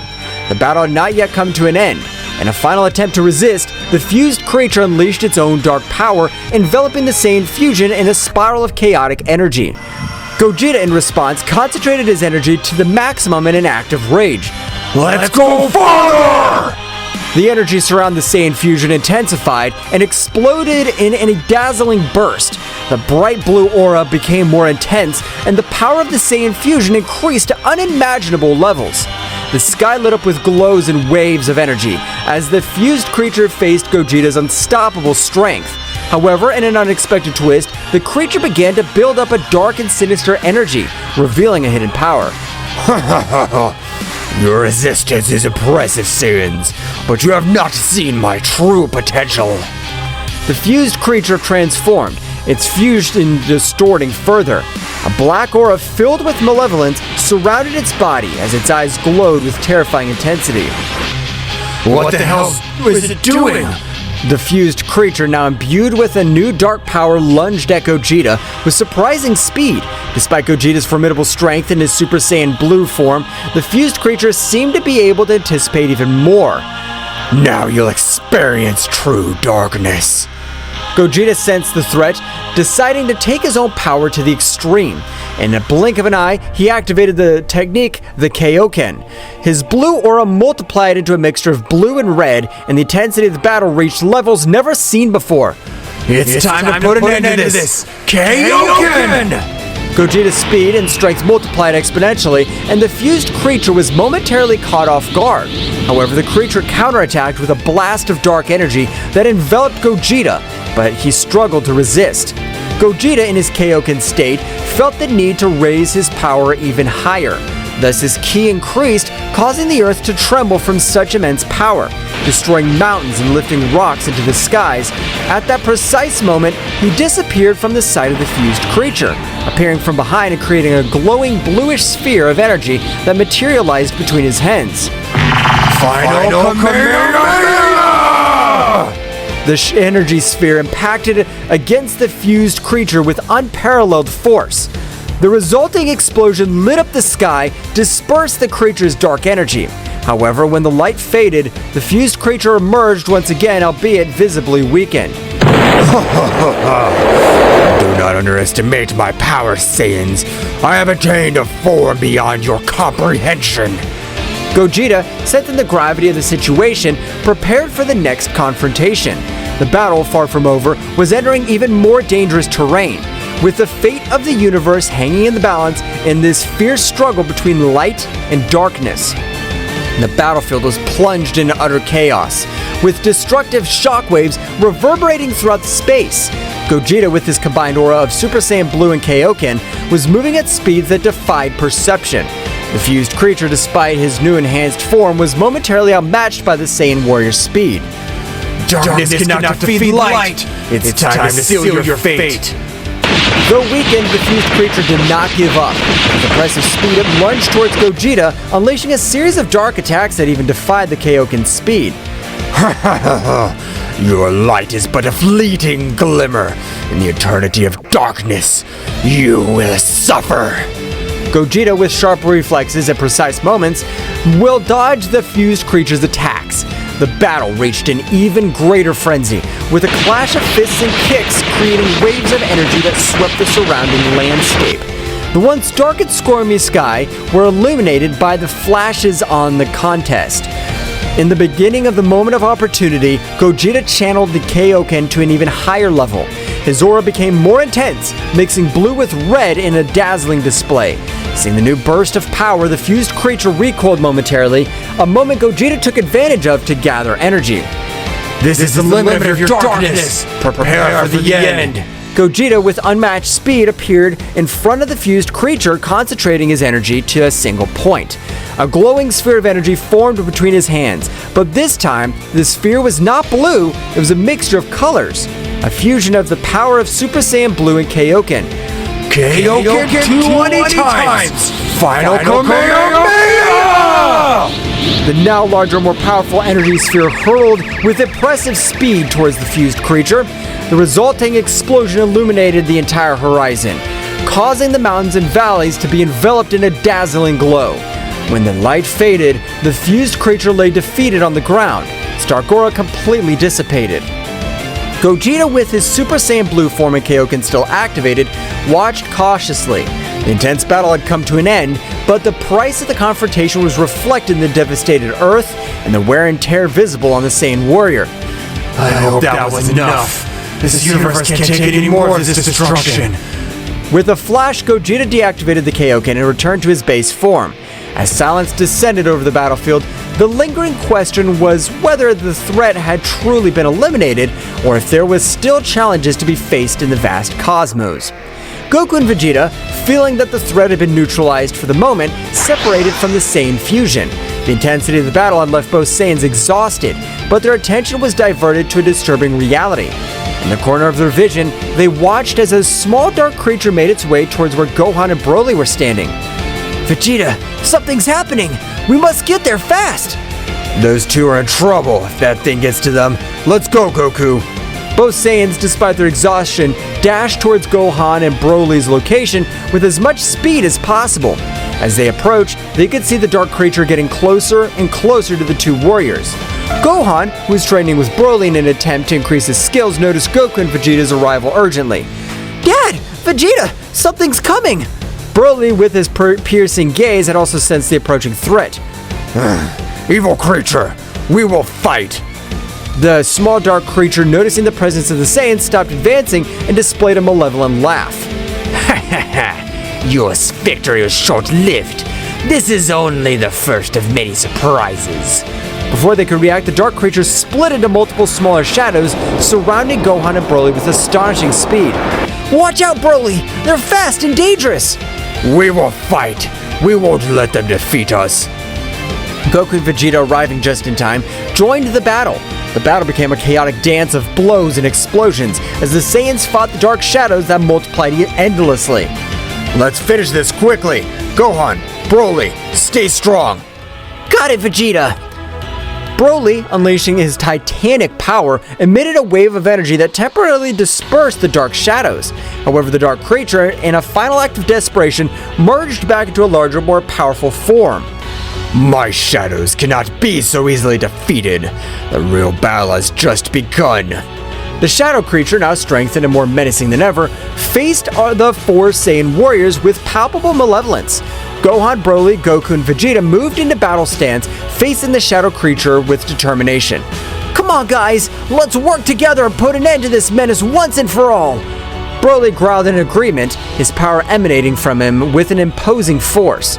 Goku and Vegeta, despite their earlier exhaustion, raised their energies ready for the battle ahead. The shadow creature, with a sinister laugh, lunged towards them with surprising speed.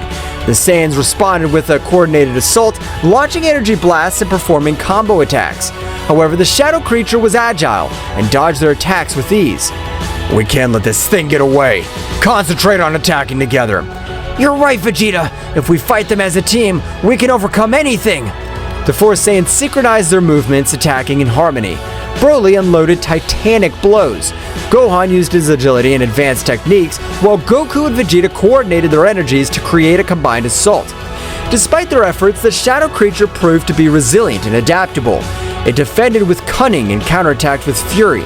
In a moment of tension, the shadow creature unleashed a dark glow that enveloped its form, transforming to an even more powerful and monstrous version. It's getting stronger again! It doesn't matter. I'll destroy it. The battle intensified as the shadow creature in its enhanced form launched waves of dark energy and unleashed more devastating attacks. The Saiyans, however, did not back down. Despite the gravity of the situation, their determination burned stronger than ever. There's no limit to our strength when we fight together! Come on, guys, we can't lose! This thing doesn't know who it's messing with. Get ready for what's coming. Gohan, Broly, Goku, and Vegeta channeled their energies to the maximum, shaking the earth under the intensity of their combined power. In a unified act, the four Saiyans raised their ki to the limit and lunged towards the shadow creature with indomitable resolve. The shadow creature, now in its strengthened form, unleashed a dark energy that enveloped Broly, possessing the mighty Saiyan with a malevolent influence. Broly, his eyes now awash with shadows, stood before the other Saiyans with a menacing presence. Broly, I won't let you be used as a puppet. We must save him. We won't let this thing manipulate Broly. Come on, guys, let's protect ourselves and save our friend. This is getting more complicated than I thought. But no matter, we won't let the darkness win. The battle began with the shadow creature using Broly's immense power against them.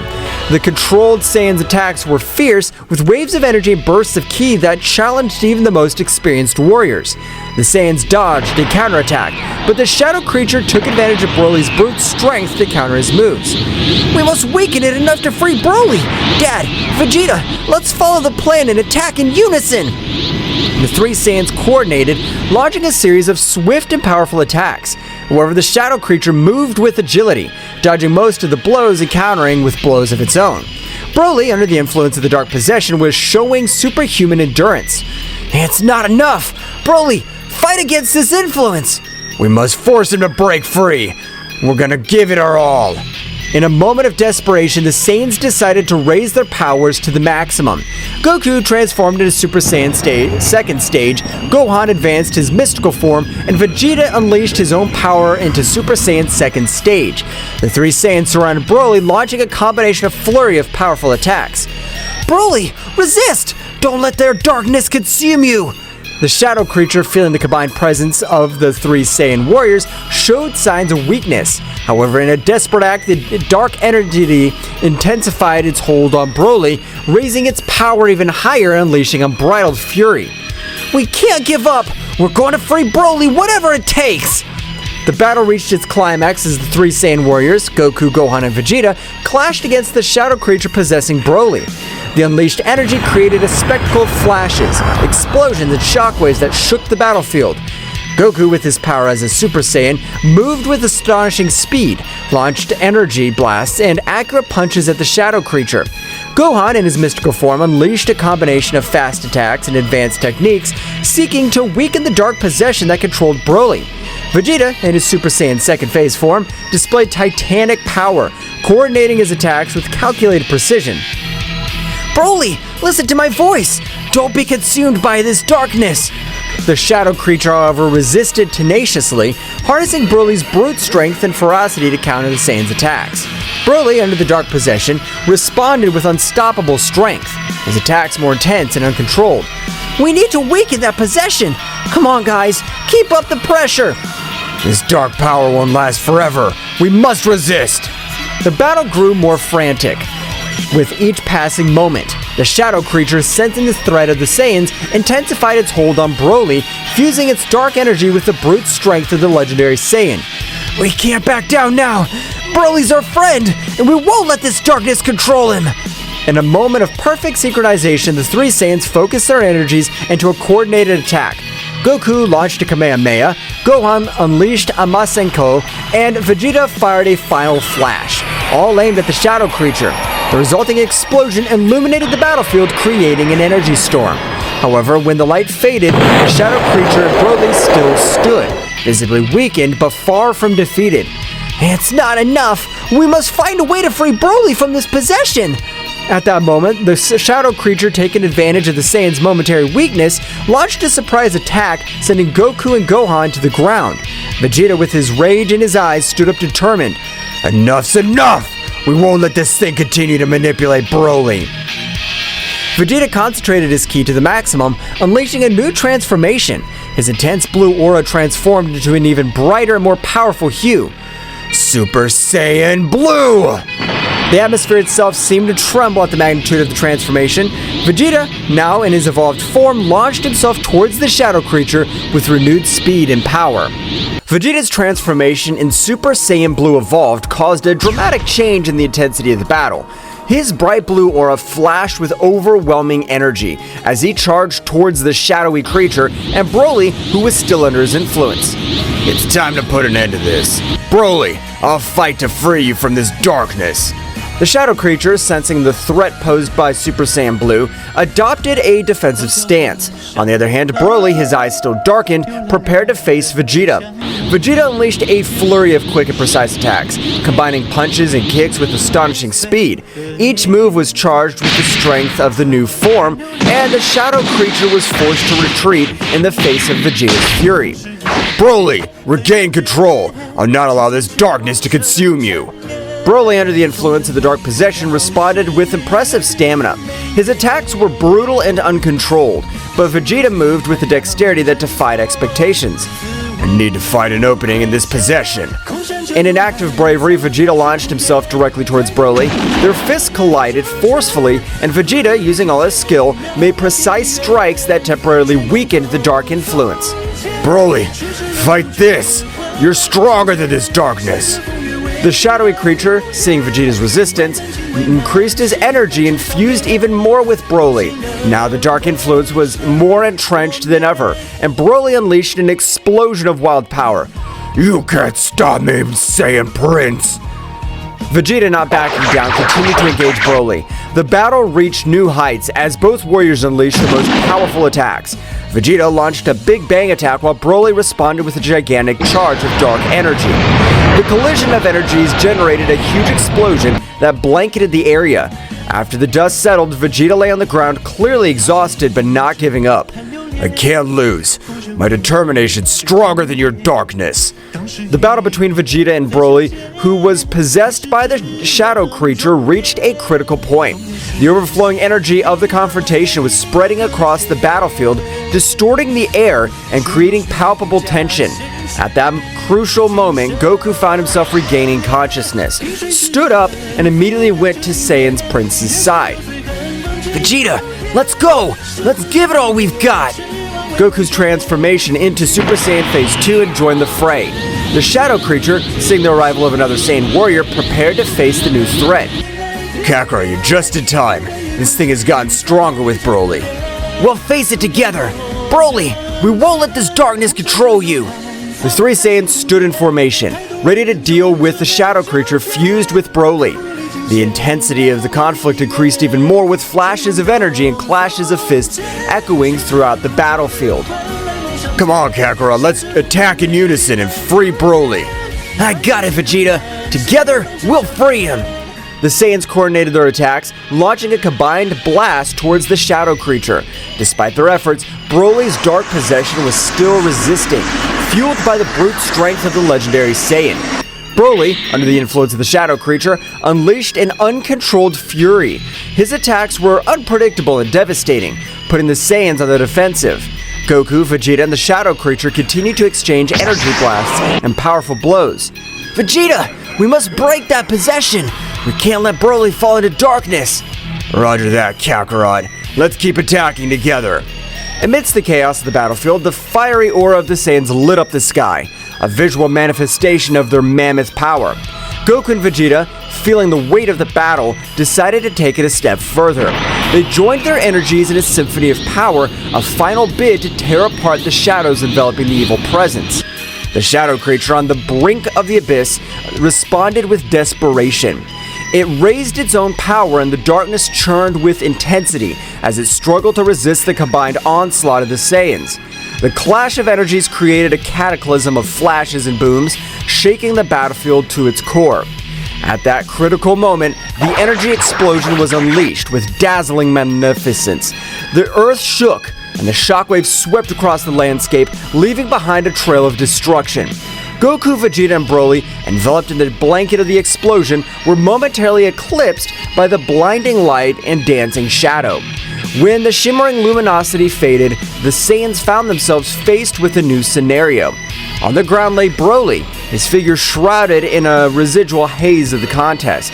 The dark aura that had consumed him had finally dissipated. Stillness reigned on the battlefield.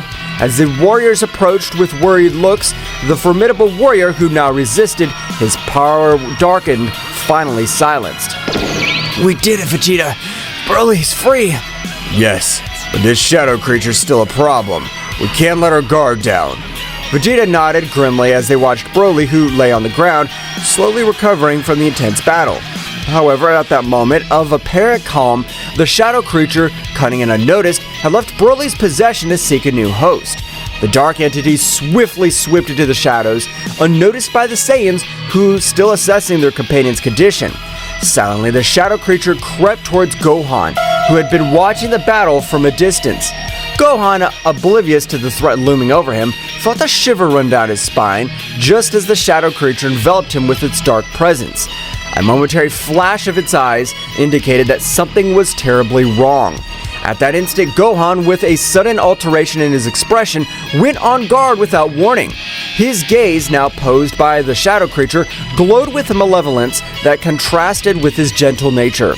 Goku, noticing the sudden tension, turned towards Gohan, but before he could react, Gohan, under the influence of the shadow creature, moved with supernatural speed. The confrontation with Broly had left the Saiyans exhausted, and the shadow creature, seizing the opportunity, vanished into the darkness along with Gohan. Vegeta, realizing the situation, gritted his teeth in fury. The threat persisted, and now Gohan, a valuable ally, was in the hands of the shadows. Goku and Vegeta, despite their exhaustion, prepared for a new confrontation, aware that the battle had not yet come to an end. The tension in the air was palpable, as Goku and Vegeta, still worried about Broly, with determination, turned towards the place where the dark entity had vanished. Damn it, where'd that thing go? I don't know, Vegeta, but we must find it before it hurts Gohan. The two Saiyans, quick as the wind, rushed towards where Gohan had been standing, their senses alert. The shadow creature, now inside Gohan, emerged from the shadows with a sinister laugh. Ha ha ha ha! Looks like they're not as cunning as they thought. Now I have a new toy for my plans. Get out of Gohan, you damn creature! I'll not allow you to possess my son! Ha! You think you could stop me? My power possesses even more of your combined forces. Do not underestimate the Saiyans.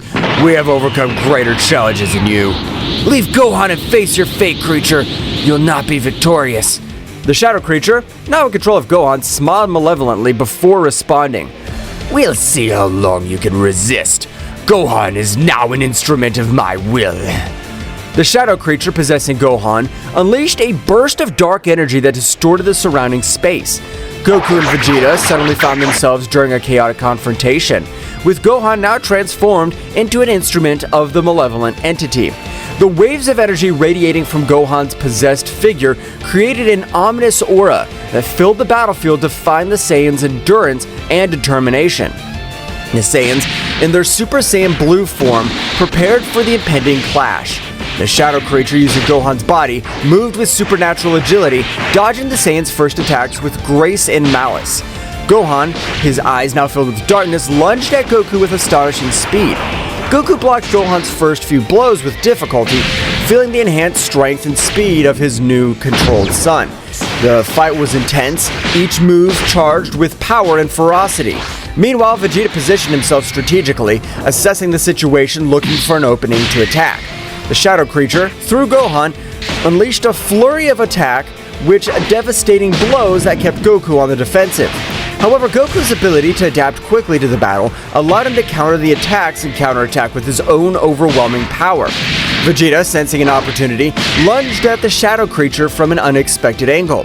However, the dark entity had sharp reflexes and deflected Vegeta's attack with ease, throwing Gohan against Goku as a distraction. The Shadow creature's strategy paid off, as it took advantage of the distraction to hit Vegeta with a beam of dark energy. Vegeta, although he resisted the impact, was momentarily weakened. The entity, now with a malevolent smile, turned to him. Damn it! This isn't over, Shadow Creature. Goku, reacting quickly, stepped between the Shadow Creature and Vegeta. Vegeta, hold on! We can't let this thing divide us! The Shadow Creature, enjoying the chaos at its zone, released a dark aura that enveloped both Saiyans. The dark energy sought to confuse and weaken their senses, however the Saiyans' instinctive connection to Ki enabled them to resist the dark influence. The battle raged in a frenzy of clashing colors and energies. Gohan, controlled by the Shadow Creature, moved with a mixture of speed and agility that defied the laws of physics. Goku and Vegeta, each focusing on their own battlefront, were trying to coordinate their attacks to free Gohan from the dark possession. Gohan, fight this darkness! You're stronger than this! Gohan, though showing flashes of resistance, was caught in an internal struggle between his will and the Shadow Creature's control. The battle grew more challenging. With each passing second, the Shadow Creature reveled in its ability to manipulate and corrupt one of Earth's mightiest warriors. Vegeta, recovering from the earlier onslaught, threw himself back into the fray. The Shadow Creature, however, anticipated his attack and gracefully dodged Vegeta's attempts to strike it.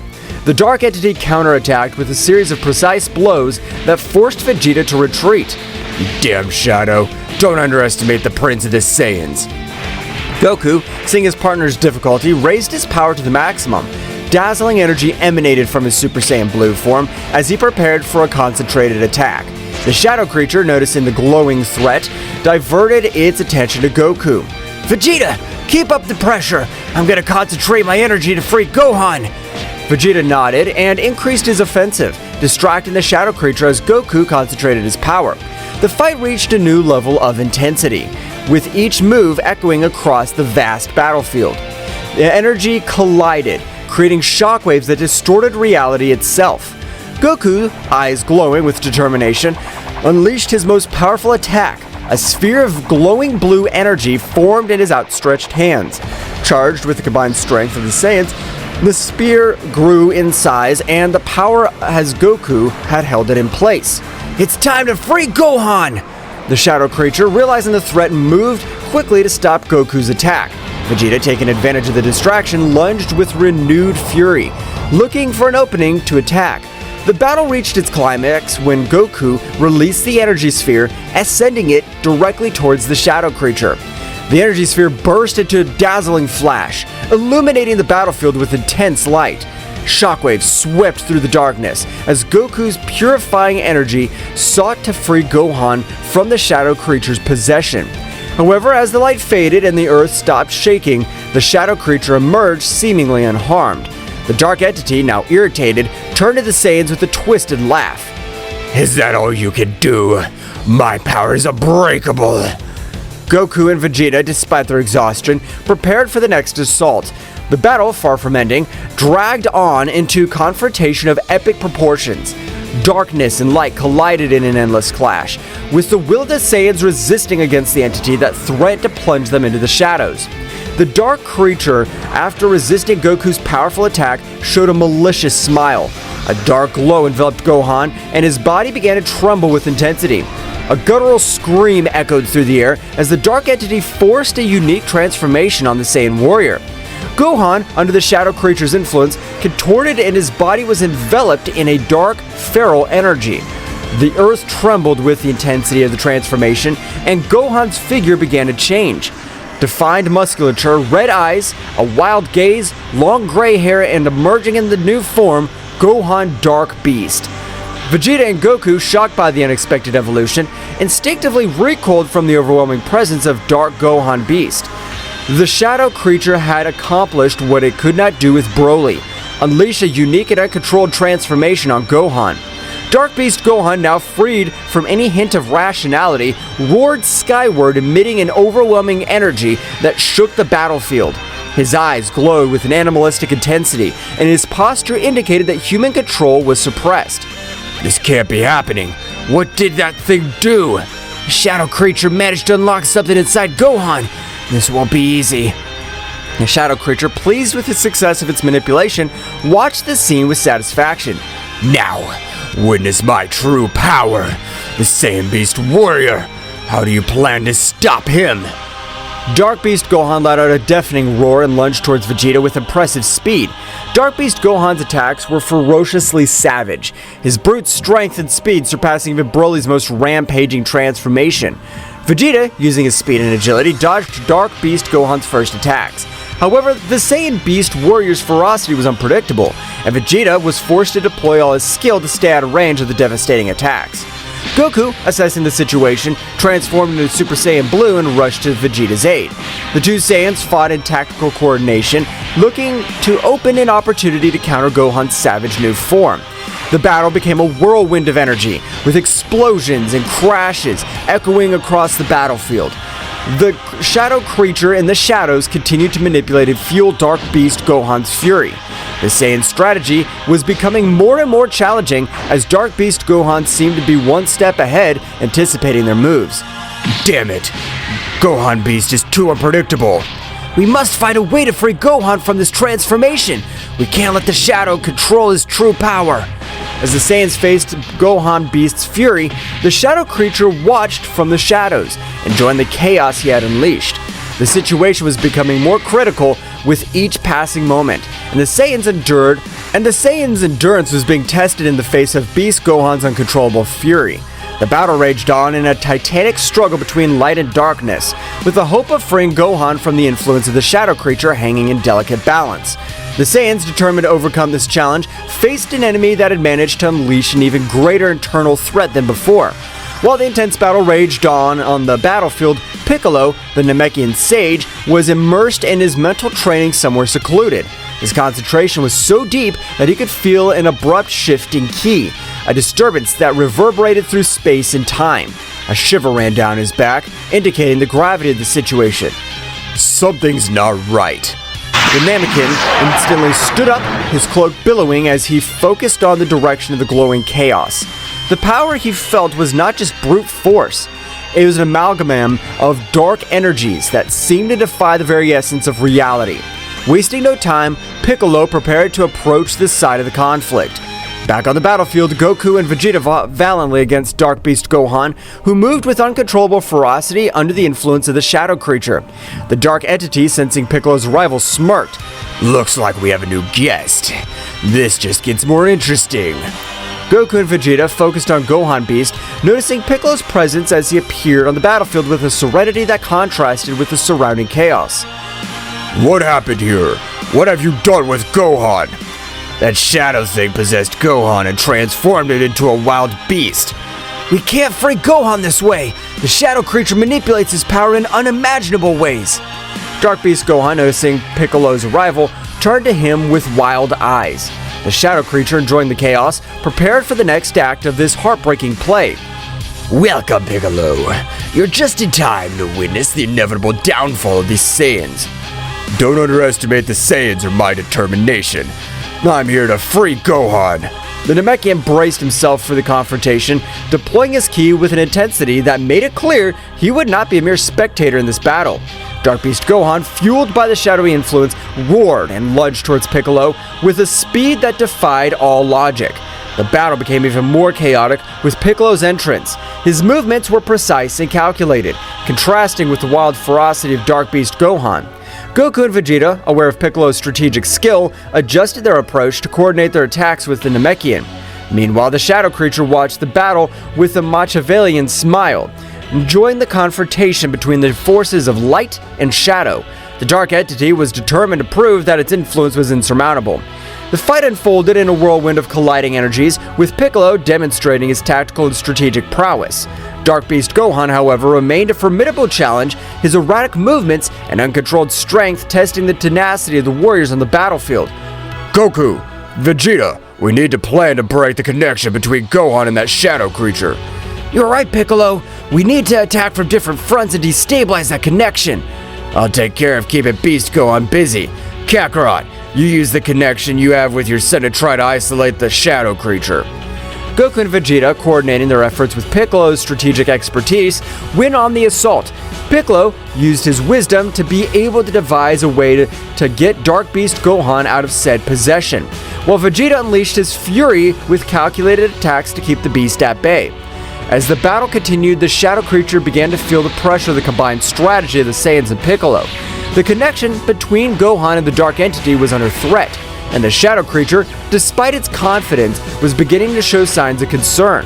The battle was far from over, but the warriors' resilience was growing stronger in the face of the adversity that loomed over them. As Piccolo continued his mental struggle to free Gohan from the shadow creature's possession, his Namekian senses sharpened. Keen perception led him to identify a small shadow leech clinging to Dark Beast Gohan's lower neck, a detail that had not been evident in Broly's previous possession due to his long hair covering that region. That's it. The key in this little shadow leech on his neck. We must eliminate it to free Gohan. Piccolo's revelation attracted the attention of Vegeta and Goku on the physical battlefield.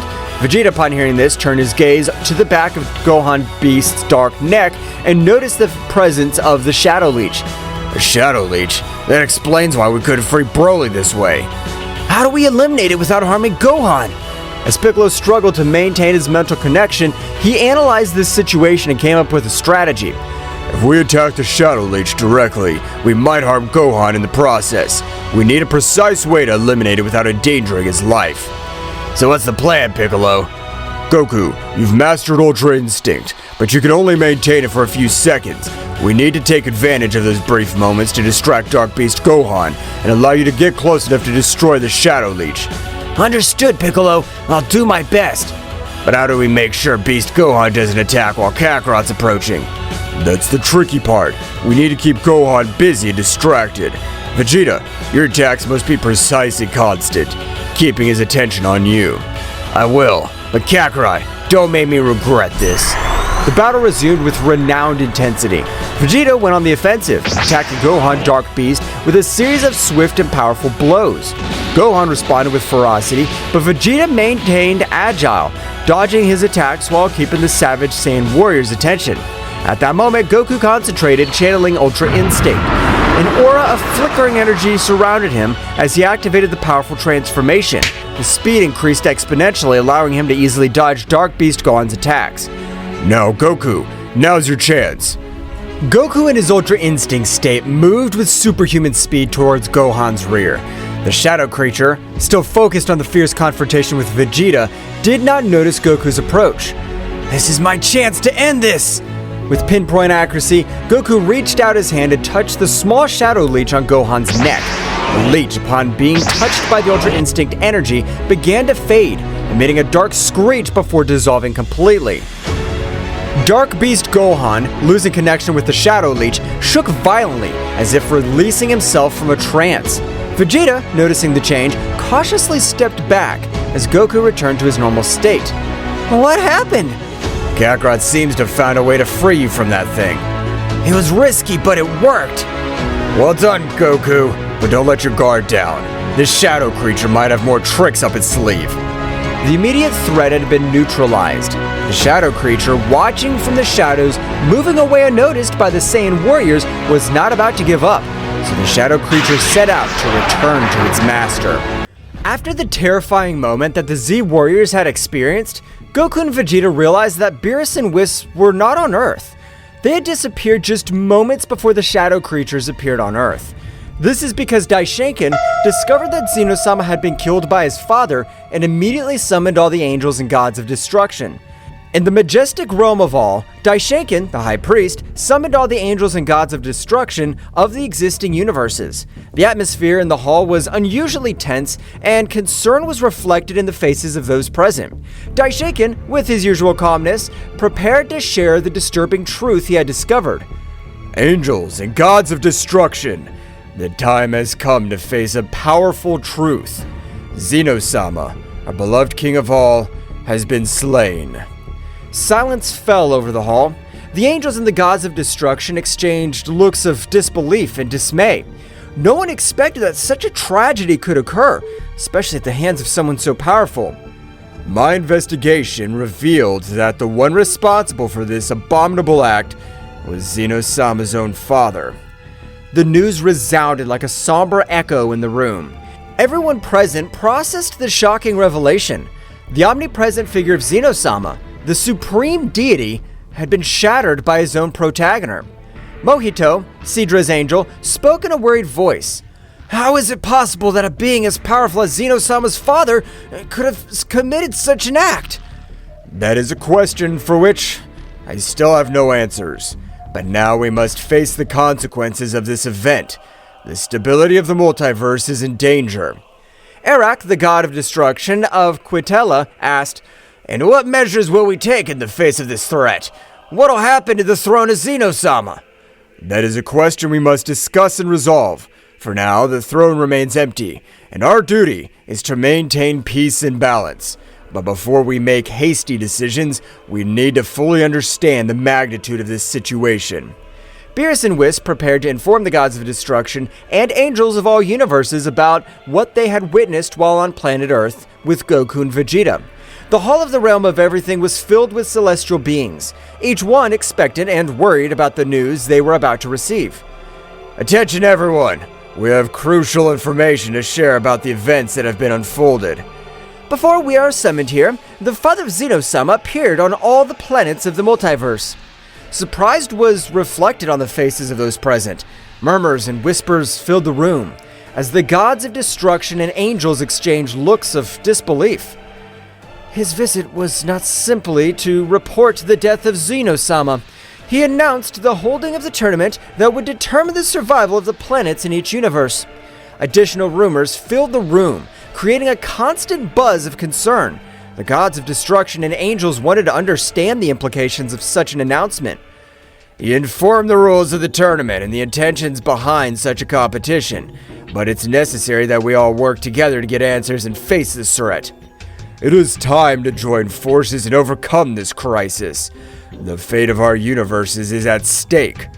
As the gods and angels absorbed the gravity of the situation, in every corner of the hall of the realm of everything, conversations and plans were brewing to confront the mysterious tournament that threatened to upset the balance of the multiverse. Uncertainty hung in the air, but the determination of the divine beings was determined to face the unknown that lay ahead. In the Hall of Everything, Daishinkan, the High Priest, sensed the imminent arrival of extremely powerful entities heading for the different planets of the multiverse. His face reflected seriousness as he prepared to inform all the angels and gods of destruction present of the coming threat. Gods and angels of destruction, the time has come to face a new and challenging threat. Entities of great power are headed towards the planets of our universes, and their goal seems to be a direct confrontation with the strongest warriors of each world. The expressions of those present became serious. Aware of the gravity of the situation, Daishinkan continued with determination. It's crucial that we move quickly to protect the strongest warriors of each planet, regardless of which universe they belong to. The threat we face does not respect universal boundaries, and we must act with unity to preserve the balance. Vados, the Angel of Champa, raised his hand. How do you plan for us to move, Daishinkan? We each have responsibilities in our universes.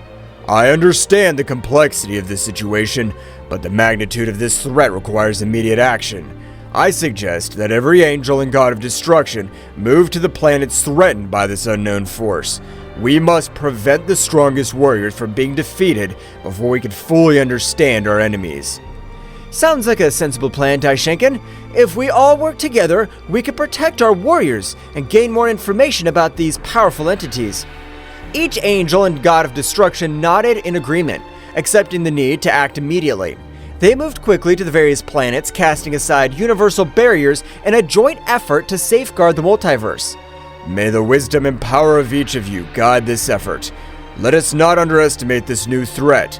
Our duty is to protect the existence of our universes.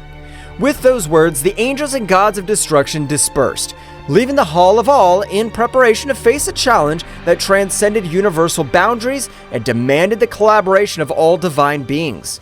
Uncertainty hung in the air, but determination to preserve the balance of the multiverse guided the powerful beings in their joint mission. The angels and gods of destruction quickly teleported to the threatened planets, each determined to protect the strongest warriors on the various planets. In the blink of an eye, the skies lit up with flashes of divine energy as Awamo and Ewin, Cognac and Quintella, Matanu and Geen, Wissambiris, and the other angels and gods of destruction headed toward their assigned destinations. The planet Thraxis Nocturnae lay peaceful in the corner of the cosmos, its nocturnal luminosity radiating a tranquility that was about to be disturbed. In the vast space, Awamo the angel, with his small book in hand, and his god of destruction Ewin, an imposing figure with a stern gaze, detected the arrival of a shadow creature, a minion of Zeno-sama's father. The creature, shrouded in malevolent darkness, descended with malevolent determination towards Thraxis Nocturnae. Ewin, without hesitation, deployed his energy of destruction while Awano stood by, hoping to resolve the conflict without a bath of chaos. Creature, your darkness will not be tolerated in this realm. Stop your destructive plans. The shadow creature emanated a guttural growl, its presence emanating an unnatural energy that distorted the space around it. The space battle began with an explosion of opposing forces. Ewin launched destructive beams, while Awamo used his speed to dodge the attacks and assess the situation. Ewin, this creature's stronger than we imagined. We must be cautious. I know, Awamo, but we can't let him destroy Thraxis Nocturnae. We must give our best.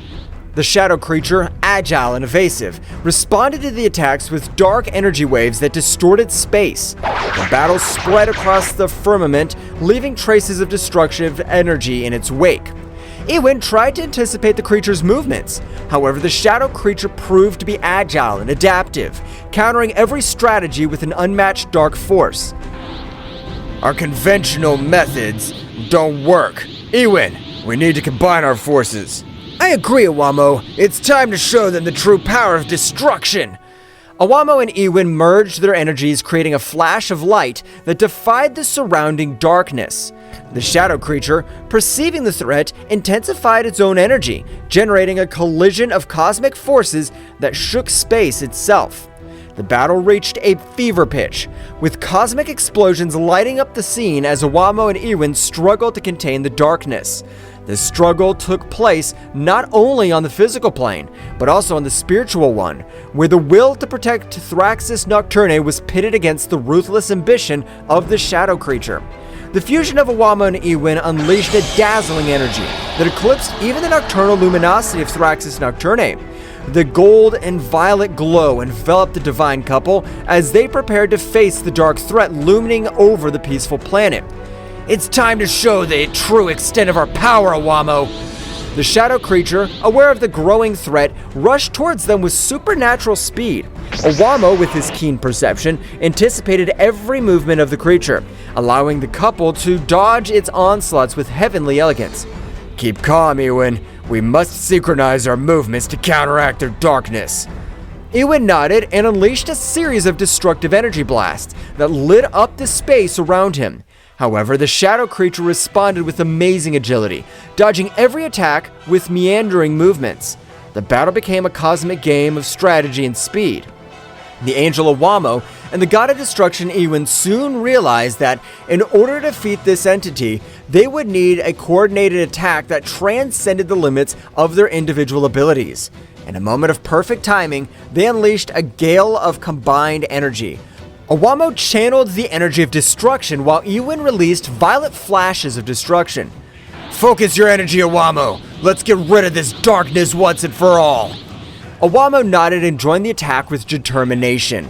The fused energy of both angel and god turned into a spear of golden and violet light that pierced through space with an impressive speed.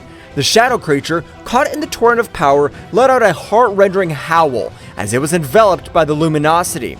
The impact was abysmal, generating an expansive wave that shook the cosmos. The darkness that enveloped the creature began to dissipate, revealing its twisted and weakened form. Awamo and Ewin, exhausted but triumphant, stood on guard ready for any eventuality. We have managed to contain their darkness, but we can't let our guard down. The shadow creature, now visibly weakened, recoiled before the imposing presence of Awamo and Ewin. The light had prevailed over the darkness in the cosmic corner of Thraxis Nocturne. The divine couple remained firm in their duty to protect the planet that this creature wanted to destroy. However, the battle was not yet over, and the fates of the planets remained uncertain in the vastness of space. After the shocked combined attack of Owamo and Ewan, the space around Thraxis Nocturne was vibrating with the residual energy of the cosmic battle. The shadow creature, apparently weakened, remained suspended in the cosmic void, enveloped in a dark glow that seemed to absorb the surrounding light. The divine couple watched cautiously, aware that the fate of Thraxis Nocturne was still hung in the cosmic balance. Ewan, something's not right. The darkness of that creature seems to be getting stronger instead of weaker. It seems that our attack has absorbed by her, but it shouldn't be possible. How can he transform our energy of destruction to his own power? The shadow creature, now surrounded by a more intense aura, began to change its shape. Its twisted figure became more defined. His eyes shone with a malevolent lucidity. The darkness emanating from her was becoming denser, distorting the space around her. You have underestimated my true potential, angel and god of destruction. Your energy has strengthened me beyond your comprehension. The divine couple prepared for what was to come next, aware that the threat they faced had evolved. The shadow creature, now empowered by the absorbed energy, charged towards them with renewed speed and ferocity. We need to be more cautious, Ewan. It seems that every blow we inflict makes her stronger. Understood, Owamo, but we can't allow this darkness to devour Thraxis Nocturne. The battle resumed with increased intensity. The shadow creature attacked with bursts of dark energy that cut through space, while Owamo and Ewan responded with flashes of golden and violet light. The cosmic dance of lights and shadows painted an epic picture in the vastness of the universe. Each blow and backlash echoed like thunder in space, distorting reality itself. Owamo, with his keen perception, tried to anticipate the movements of the dark creature, but the dark entity proved to be unpredictable. Ewan, with his energy of destruction, sought to weaken the creature, but his attacks seemed to be absorbed and turned into an additional source of power. Every time we hit her, her power increases. We can't go on like this. We must find a way to counteract his ability to absorb our energy. Do you have any ideas, Owamo? Owamo pondered for a moment, his angelic mind working in search of a solution. Meanwhile, the shadow creature, aware of its opponent's confusion, took the opportunity to launch a surprise attack. A wave of dark energy enveloped Owamo and Ewan, distorting their perception and weakening their defenses. Your resistance is useless. I am the embodiment of darkness. His light cannot prevail before me. The situation was becoming more and more desperate for the divine couple as they struggled to resist the shadow creature's attacks. Owamo turned his attention to the small book he always carried with him. An idea began to form in his mind. Ewan, I think I have an idea, but we need to synchronize our attacks in a different way. Explain yourself, Owamo. Owamo explained his plan to Ewan, who nodded in understanding. Both God and Angel prepared to put their strategy into practice. The shadow creature, confident in its superiority, launched into the attack again, but this time Owamo and Ewan were ready to respond differently. Now, Ewan, combine your energy of destruction with mine in a more controlled way.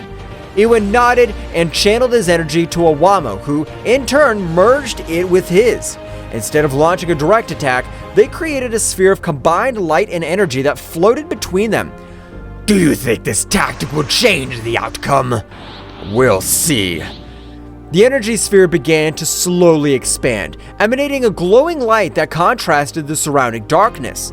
The shadow creature, curious but confident, watched the development with disdain. The fused power is not only destructive, but it also has properties that counteract its absorption capacity. The combined energy sphere, now reaching its maximum expansion, released a wave of light and energy that enveloped the shadow creature. This time, instead of absorbing the power, the darkness that characterized her began to dissipate. What is this? My power should not be weakened. We create an energy that goes beyond destruction and creation, one that neutralizes the darkness that you're trying to absorb. The shadow creature, weakened by Awamo and Iwin's strategic counterattack, retreated as the combined energy sphere continued to exert its effect. The light emanating from the sphere began to purify the darkness surrounding the entity, revealing its original form before corruption. It seems our tactic's working, but we must make sure we contain it completely. We can't let our guard down. Let's continue with the strategy until the creature's completely neutralized. The space battle continued, but this time Awamo and Iwin had the upper hand. His sphere of combined energy continued to exert its purifying effect, dispelling the darkness that threatened Thraxus Nocturne. With each passing moment, the shadow creature grew weaker.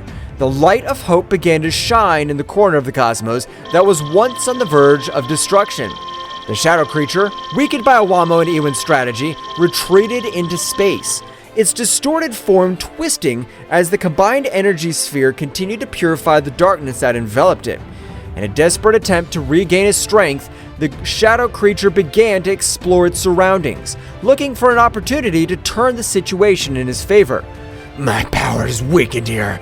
I need to find a place where darkness prevails. While exploring, the shadow creature noticed something that favored him. His eyes flashed with malevolent anticipation as he discovered that this world was called Thraxus Nocturne because it was a planet plunged into shadows. The dark entity smiled malevolently as he realized that this planet could provide the darkness needed to revitalize his power. Ha ha ha ha! Thraxus Nocturne, a feast of darkness awaits me! With amazing speed, the shadow creature launched itself towards the planet, traversing space with great speed. Awamo and Iwin, aware of his intentions, followed closely, determined to stop any attempt by the shadow creature to plunge into the darkness of the planet. As the creature approached Thraxus Nocturne, the darkness of the planet seemed to intensify, as if responding to its presence. The planet's nighttime atmosphere shone with a faint luminosity, offering a fascinating contrast to the surrounding stars. Iwin, we must prevent the creature from being filled with dark power. If she succeeds, it'll be even more difficult to stop her. Understood, Awamo. We'll not allow the darkness of this planet to fall into the hands of that entity. The shadow creature descended on Thraxus Nocturne with a terrifying impetus. As she approached, the darkness seemed to take her in, enveloping her with a gloomy welcome. The shadow creature began to absorb the darkness of the planet, its twisted form vibrating with a new energy as it filled with the essence of Thraxus Nocturne. Ha ha ha ha ha! Yes, this darkness will strengthen me. Nothing can stop me now. Awamo and Iwin, wasting no time, headed towards the shadow creature, determined to stop its advance before it became unstoppable. The battle in the shadows of Thraxus Nocturne was about to take a very drastic turn. We cannot allow this darkness to completely corrupt this creature. We must stop her before she becomes invincible. Your previous strategy was effective, Awamo. Let's keep working together to counter his power. Deep in the shadows of Thraxus Nocturne, the intense presence of the absorbing shadow creature did not go unnoticed by the most powerful warriors on the planet. Turles, Bardock, Raditz, Frieza, and his brother Cooler felt the darkness increasing around them and, with a mixture of amazement and concern, headed toward the epicenter of the threat. Something's not right. The darkness in this place is getting denser. Whatever it is, we cannot let it threaten Thraxus Nocturne. Let's investigate. The warriors moved nimbly across the gloomy terrain, advancing towards the source of the darkness. As they got closer, the atmosphere became heavier, as if the shadow itself wanted to resist their advance. The darkness is different. I feel a strange pressure. I'm not afraid of the dark, but this is unusual. Cooler, stay alert. Understood, Frieza. Let's find out what's going on. Suddenly, a wave of dark energy erupted before them, revealing the shadow creature that was absorbing the darkness of the planet. His twisted figure and malevolent aura were as evident as the threat he posed to Thraxus Nocturne. Warriors of this planet, his darkness feeds me. Soon I will be unstoppable. We won't let you destroy Thraxus Nocturne. Get ready, creature. The warriors went on the attack, each unleashing their unique power against the dark entity. Turles unleashed his evil aura, releasing bursts of destructive energy. Bardock channeled his Saiyan fury into powerful blows, while Raditz and Cooler coordinated their attacks to create a symphony of destruction, Frieza intensifying the struggle. This creature doesn't know who he's up against. Your resistance is useless. Each blow only increases my power. The shadow creature, powered by the darkness of Thraxus Nocturne, absorbed attacks with defiant ease. Each impact seemed to strengthen rather than weaken it, plunging the warriors into the disturbing reality that they were facing an enemy that fed on its own darkness. It's not working. He's getting stronger and stronger. We need to change our strategy. We can't let it absorb all the darkness on the planet. While the warriors struggled to find an effective strategy, the shadow creature, with its distorted laughter, continued to absorb the darkness, becoming more and more powerful. The Battle of Thraxus Nocturne's survival was at its most critical, and the warriors knew that they had to find a solution before the dark entity became invincible. The dark aura released by the shadow creature enveloped the warriors of Thraxus Nocturne, gradually weakening them. The warriors struggled to stay on their feet as the entity's malevolent energy infiltrated their bodies, obscuring their vital forces. This is it. Too much. I can't let that defeat us like this. The warriors, despite their bravery, were overcome by the darkness emanating from the aura of the shadow creature. At that critical moment, when hope seemed to be fading, a heavenly light pierced the shadows. Owamo and Ewin, the angels charged with protecting Thraxus Nocturne, arrived on the battlefield. The darkness emanating from this creature is breathtaking. We cannot allow it to take over this planet. Time to show these warriors how to fight true darkness. The angel spread his wings, and together with the god of destruction, they advanced towards the shadow creature, his presence radiating a luminosity that defied the malevolent nature of the dark aura. As it approached, the dark entities sensed the arrival of divine beings and turned to face the new threat. More insignificant beings. His light will be devoured by my darkness. Don't underestimate the power of light. Darkness cannot resist the true essence of creation. Owamo extended his hand, and a purifying light enveloped the battlefield, counteracting the dark effect of the creature's aura. Ewin, on the other hand, deployed the energy of destruction, creating a perfect balance between light and darkness. The shadow creature, for the first time, felt the pressure of forces that it could not easily absorb or resist. The conflict took a turn, and the battle became more intense as the angel and god of destruction faced the dark entity with a unique combination of light and destruction. The real struggle starts now. We'll protect Thraxus Nocturne from the darkness you represent. The fight between the angels and the shadow creature reached impressive levels, with bursts of energy illuminating the dark planet of Thraxus Nocturne. Meanwhile, the warriors, freed from the debilitating effects of the dark aura, watched the fight, hoping that their planet would not be destroyed. In the dark skies of Thraxus Nocturne, the stage was transformed into a cosmic battlefield, where divine light and malevolent darkness collided in an epic confrontation. Owamo and Ewin, the guardians of this planet, displayed their celestial power with a grace and precision that defied description. The glow of the purifying light emanating from Ewin and Owamo spread across the space, illuminating the shadows that the shadow creature was trying to grasp. Ewin and Owamo's every move was a ballet of divine energy, as they gracefully dodged the dark attacks encountered with unstoppable force. Owamo's wings shone with a resplendent light, like stars in the night, as he invoked the very essence of creation to repel the dark forces rising up against him. By his side, Ewin radiated an imposing presence, with his penetrating gaze fixed on the creature as it defying the darkness itself. The shadow creature, on the other hand, was fighting with an impressive ferocity, trying to resist the overwhelming power of Ewin and Owamo. Their dark attacks were launched like ravenous shadows, seeking to consume the divine light that surrounded them. However, every attack was countered by the impenetrable force of Ewin and Owamo, who remained firm in their purpose to protect the planet. The clash between light and darkness created a symphony of cosmic energy, with flashes of light and bursts of energy illuminating the firmament. The light will always prevail over the darkness. Your power is formidable, but it cannot resist the purity of creation. You can't stop me. I'm the very embodiment of darkness. Darkness can be powerful, but the real strength lies in balance, and we represent that balance. Iwan and Owamo continued to deploy their energy with amazing precision, creating light barriers that repelled the attacks of the shadow creature. Every movement of Iwan and Owamo was imbued with a divine elegance and grace, while the creature struggled with a desperate ferocity.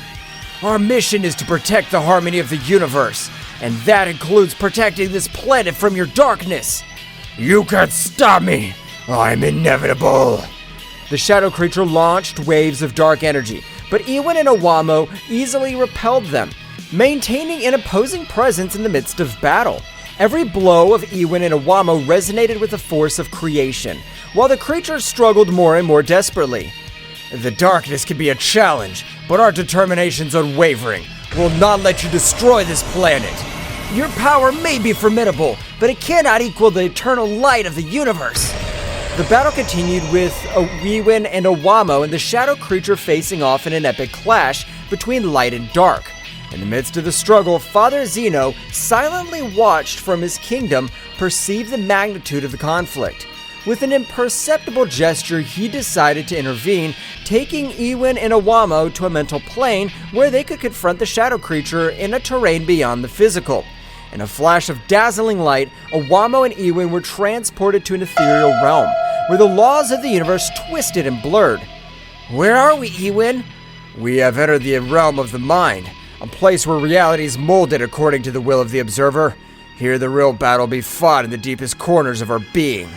While Owamo and Iwan were transported to a mental plane by Father Zeno, the shadow creature continued its fierce assault against the warriors of Thraxus Nocturne. Turles, Bardock, Raditz, Frieza, and Cooler, the most powerful warriors on the planet, rose up against the darkness that threatened to consume their home. The shadow creature, imbued with a dark and malevolent aura, hovered over them with an overwhelming presence. He distorted his energy, enveloping everything around him, tearing reality itself apart, and threatening to plunge the planet into an abyss of chaos. We won't let you destroy our home, shadow monster. We, the warriors of Thraxus Nocturne, are not afraid of the dark. We have faced much greater dangers than you, creature. We will fight together to protect our world. The shadow creature launched a powerful dark attack towards the warriors, but they responded with relentless ferocity. Turles, his eyes shining with determination, unleashed a shower of destructive energy, summoning the very essence of nature to channel it in a torrent of energetic attacks. Their powerful attacks cut through the darkness with devastating precision, creating dazzling explosions that lit up the planet's night sky. Bardock, with his fiery ki and indomitable spirit, channeled his energy into a powerful attack. His fists were burning with a searing intensity as he launched a concentrated burst of energy towards the shadow creature, challenging its strength with its own.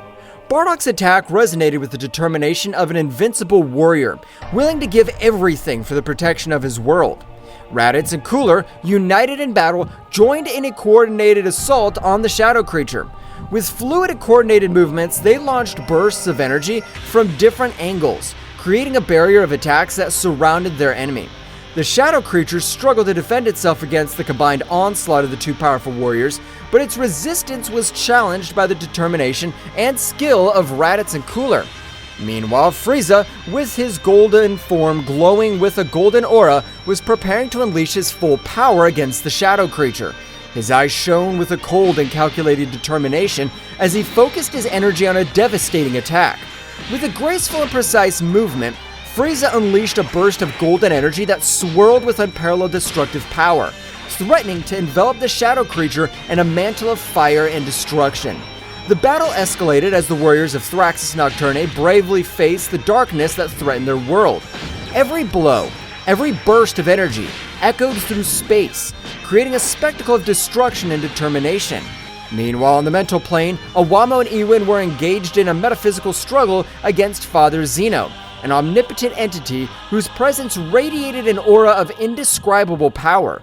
Iwan and Owamo, aware of the gravity of the situation, desperately sought the intervention of Father Zeno to counter the threat of the shadow creature. However, to their surprise, Father Zeno solemnly informed them that they could not intervene directly, since the balance of the universe had to be kept intact even in times of crisis. Iwamo and Iwin, although unhappy with Father Zeno's decision, understood the importance of respecting the laws of the cosmos. With determination, they plunged even deeper into the metaphysical struggle, using all their ingenuity and power to find a solution to the crisis unfolding in Thraxis Nocturne. As a confrontation on the mental plane reached its climax, Iwamo and Iwin found themselves face to face with the imposing Father Zeno. His figure radiated an indisputable authority, but also an aura of mystery that aroused restlessness in the Iwin and Iwamo. Iwamo, with his usual serenity, broke the tense silence that filled the ethereal space. "Father Zeno," he began in a firm but respectful tone, "could it be you that... Were you the one who sent the shadow creatures to destroy the planets?" Father Zeno, with an unflappable expression, nodded slowly. "I did it for the good of the universe," he replied calmly. Although his voice resonated with a power that shook Iwin and Iwamo, sometimes drastic measures must be taken to preserve the cosmic balance. Iwin, with a flash of indignation in his eyes, could not contain himself anymore. "But that doesn't justify the chaos and destruction you've unleashed!" he exclaimed, his voice echoing with unshakable determination. "There are other ways to restore balance without resorting to violence and darkness." Father Zeno observed the god of destruction and his angel with a penetrating gaze, as if he were evaluating their words and their posture. "Your compassion is admirable, but sometimes it's necessary to sacrifice a few pieces to save the entire board," he said in an enigmatic tone. Iwamo and Iwin exchanged determined glances. Although they respected Father Zeno's authority, they knew that they had to follow their own principles and convictions. With courage, they prepared to challenge the omnipotent being in front of them, willing to fight for what they believed was right, even if it meant facing the divinity itself. The air on the mental plane was charged with tension, as Iwamo and Iwin prepared to face Father Zeno. Their divine auras collided in a show of titanic forces, as Iwin and Iwamo prepared to challenge the supreme being in front of them. Iwamo, with his heavenly book in hand, looked at Father Zeno with determination. "Father Zeno, although we respect your authority, we cannot allow you to continue with this destruction," he stated firmly. "We'll fight for peace and balance in the universe, even if it means standing up to you." Father Zeno, with an impenetrable calm, nodded in recognition. "Your courage is admirable, but you will not be able to stop me," he replied calmly. "The fate of the universe is in my hands, and I'll do whatever it takes to preserve its balance." Without further words, the battle began with a burst of divine energy. Iwamo unleashed his celestial power, summoning rays of light that he threw against Father Zeno, while Iwin threw waves of energy with determination. However, Father Zeno showed impressive resilience, deflecting every attack with surprising ease. The fight went on for what seemed like an eternity, with Iwin and Iwamo and Father Zeno trading punches and counterpunches in a cosmic dance of power and skill. Every movement was imbued with a supernatural force, while the mental plane trembled under the intensity of his conflict. However, as time passed, Iwamo and Iwin began to feel the weight of their opponent. Father Zeno's power was overwhelming, and every blow Iwin and Iwamo received weakened them even more. Despite their bravery and determination, it seemed that they were fighting against an impossible-to-defeat force. Iwamo, panting from the effort, looked at his companion with concern. "Iwin, we can't go on like this," he admitted sincerely. "Father Zeno's too powerful for us." Iwin, though exhausted, nodded determinedly.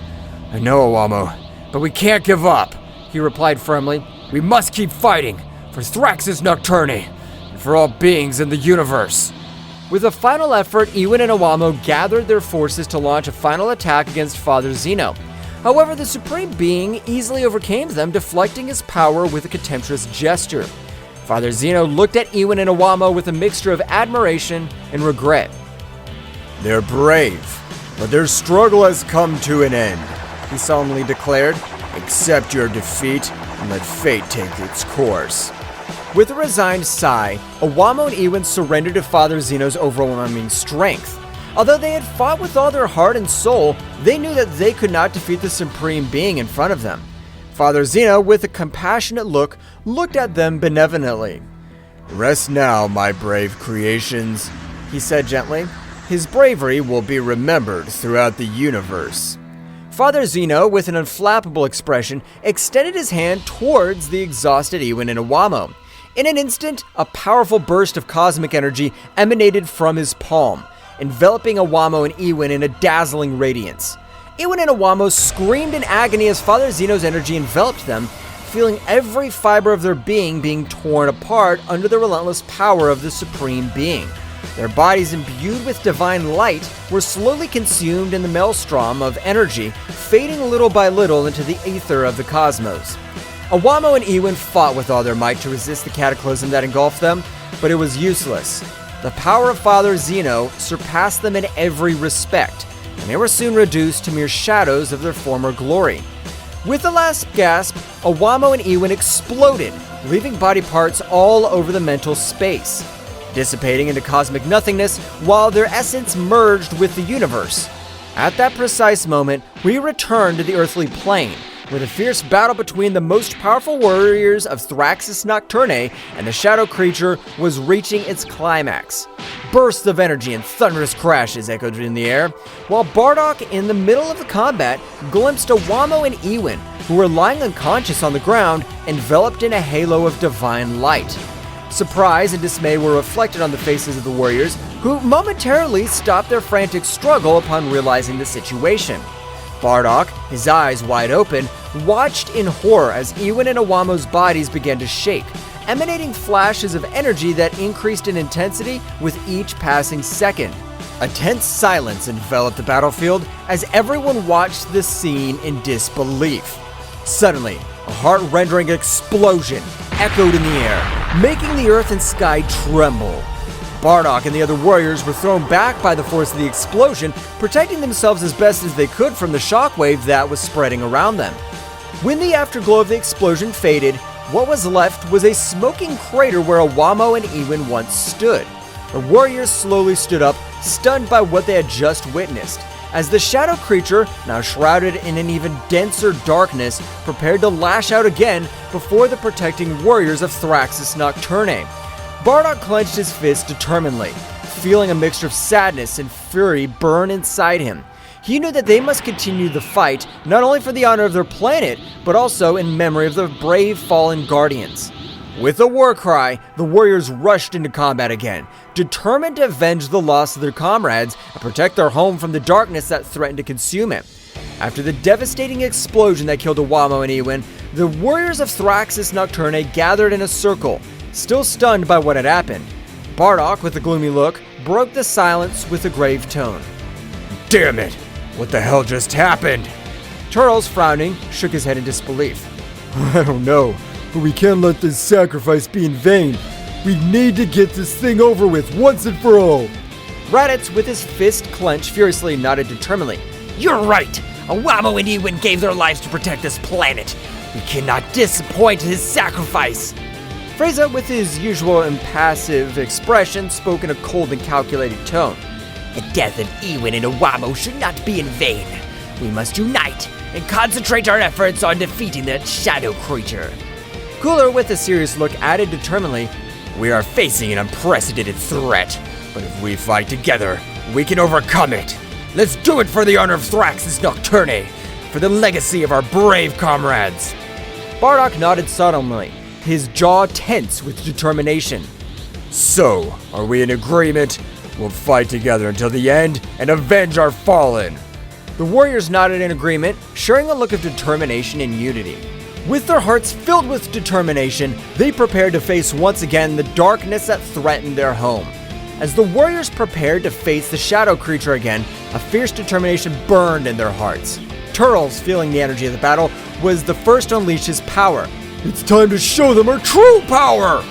With a powerful scream, Turtles wrapped himself in an aura of energy. Her dark hair turned golden and her eyes shone with a dazzling intensity. The energy of the Super Saiyan emanated from his being, infusing strength and determination into his entire being. Raditz, inspired by Turtles' example, followed suit. It's my turn! With a burst of energy, Raditz's dark hair bristled, turning golden just like his brother's. His ki increased dramatically, emanating a commanding presence that filled the battlefield. Seeing the transformation of his comrades, Bardock also joined the fray. I can't stay behind. With a battle cry, Bardock unleashed all his power. His fiery aura enveloped him in a higher golden glow. His energy increased to astronomical levels, propelling him towards a higher form of his race. Frieza, observing the transformation of the Saiyans, did not want to be left behind. The time has come to show my true strength. With a burst of energy, Frieza transformed into his golden form of maximum power similar to 100% full power, his body radiating a golden glow. His power multiplied several times, turning him into an unstoppable force that rivaled the sunlight itself. Cooler, feeling the energy surrounding him, decided to join the fight with all his might. It's time to unleash my true potential. With a flash of energy, Cooler transformed into his metallic form, his body glowing with a metallic luster. His stamina and power increased exponentially, making him an invincible force that would defy even the gods. With their transformations complete, the warriors of Thraxus Nocturne once again faced the shadow creature with renewed determination and a power that eclipsed any darkness. In the skies of Thraxus Nocturne, the battle continued as the transformed warriors faced off against the shadow creature, a being whose dark power threatened to devour everything in its path. With each of the warriors unleashing their full potential, the cosmos trembled under the force of their epic showdown. The golden aura of Turles, Raditz, and Bardock, combined with the imposing presence of Frieza and Cooler in their transformed forms, formed a dazzling spectacle in the night sky. Energy flickered around them, lighting up the darkness with golden and silver flashes as they prepared for the final showdown. The shadow creature, sensing his power of his adversaries, emanated a rumbling roar that echoed through the planet. His dark form seemed to twist and distort as he prepared for the final assault. It's time to end this once and for all! With a battle cry, Turles lunged forward. His speed increased by his Super Saiyan form. The shadow creature responded with an onslaught of dark energy, but Turles nimbly dodged it, moving with astonishing speed across the battlefield. Raditz and Bardock followed Turles' lead, attacking with relentless ferocity. Their blows echoed in the air, each one charged with the strength of his determination and the desire to protect his home planet. The shadow creature's attacks were swift and fierce, but the Saiyans deftly dodged them, responding with even more powerful blows. Father, let's keep the pressure on this thing. We can't let it destroy our home. I know. We're not going to allow this monster to destroy Thraxus Nocturne. Our power is more than enough to end it. That's right. You taught us to fight with courage and determination.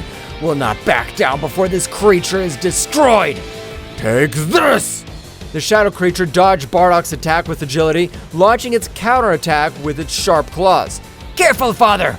Don't worry about me. I'm more than ready for this. And take this too. Raditz's attacks hit the shadow creature hard, but it quickly recovered and counterattacked with a surge of dark energy. Damn, this thing's tougher than I thought. We can't give up now. Our planet depends on us. You're right. Let's show you what we're capable of. The two Saiyans launched into the air attack once more with renewed determination. Their blows echoed in the air, each one charged with the strength of his determination and the desire to protect his home planet. The shadow creature, although resistant, was overcome by the ferocity of the Saiyans. Turles, with his golden hair flowing behind him, launched a quick series of precise punches, each one carrying with it the power of his transformation into Super Saiyan. His movements were fluid and graceful, as if he were dancing around his enemy, dodging every attack with impressive agility. There's no escape for you, monster! Your darkness can't compete with the power of the Super Saiyan! With a battle cry, Turles lashed out at the shadow creature, striking with overwhelming force. Every blow resounded in the air, shaking the battlefield with its power. The shadow creature was fighting desperately, but its attacks seemed weak compared to Turles' ferocity. Meanwhile, Raditz and Bardock were continuing their assault on the shadow creature. Their attacks were coordinated and precise, each complementing the other in a deadly dance of destruction. The shadow creature found itself increasingly cornered, unable to cope with the combined might of the Saiyans. Come on, Father. We know we can stop this thing. I know, Raditz. Let's keep pushing until there's nothing left of this creature. With renewed determination, the two Saiyans redoubled their efforts, launching a series of devastating attacks against the shadow creature. Each blow echoed in the air, carrying with it the weight of his determination and the desire to protect his home planet. Frieza and Cooler were watching the battle intently from a distance, their cold gazes evaluating every move of the Saiyans and the shadow creature. As the fight intensified, they noticed with increasing concern how the shadow creature began to gain more strength, releasing a dark energy that threatened to destabilize this situation. Seems that the things are getting more complicated than I expected. Yes, the shadow creature seems to be gaining ground. If we don't intervene soon, we could face an even more dangerous situation. With a cold determination, Frieza and Cooler exchanged a glance before heading towards the battlefield. His presence made itself felt immediately. His overbearing aura flooded the area as they prepared to face the shadow creature. Looks like we need to intervene before things get out of control. I agree. We cannot allow the shadow creature to wreak more havoc on our planet. With surprising speed, Frieza and Cooler launched into action, deploying all the power in an effort to contain the shadow creature. His attacks were precise and devastating, each blow carrying with it the weight of his determination and the desire to protect his home. However, the shadow creature was not going to be easily defeated. With a thunderous scream, he split into 4 separate beings, each one darker and more malevolent than the last. The earth trembled under their weight as they advanced towards the warriors, ready to unleash their fury on them. It seems that this creature has more tricks up its sleeve than we thought. It doesn't matter. We have our own tricks. Well guys, this is all from today's chapter. I hope you liked it and it was to your liking. Now don't forget to leave your powerful like Supreme God level, comment and subscribe. Now without further ado, see you in a new video. Until next time.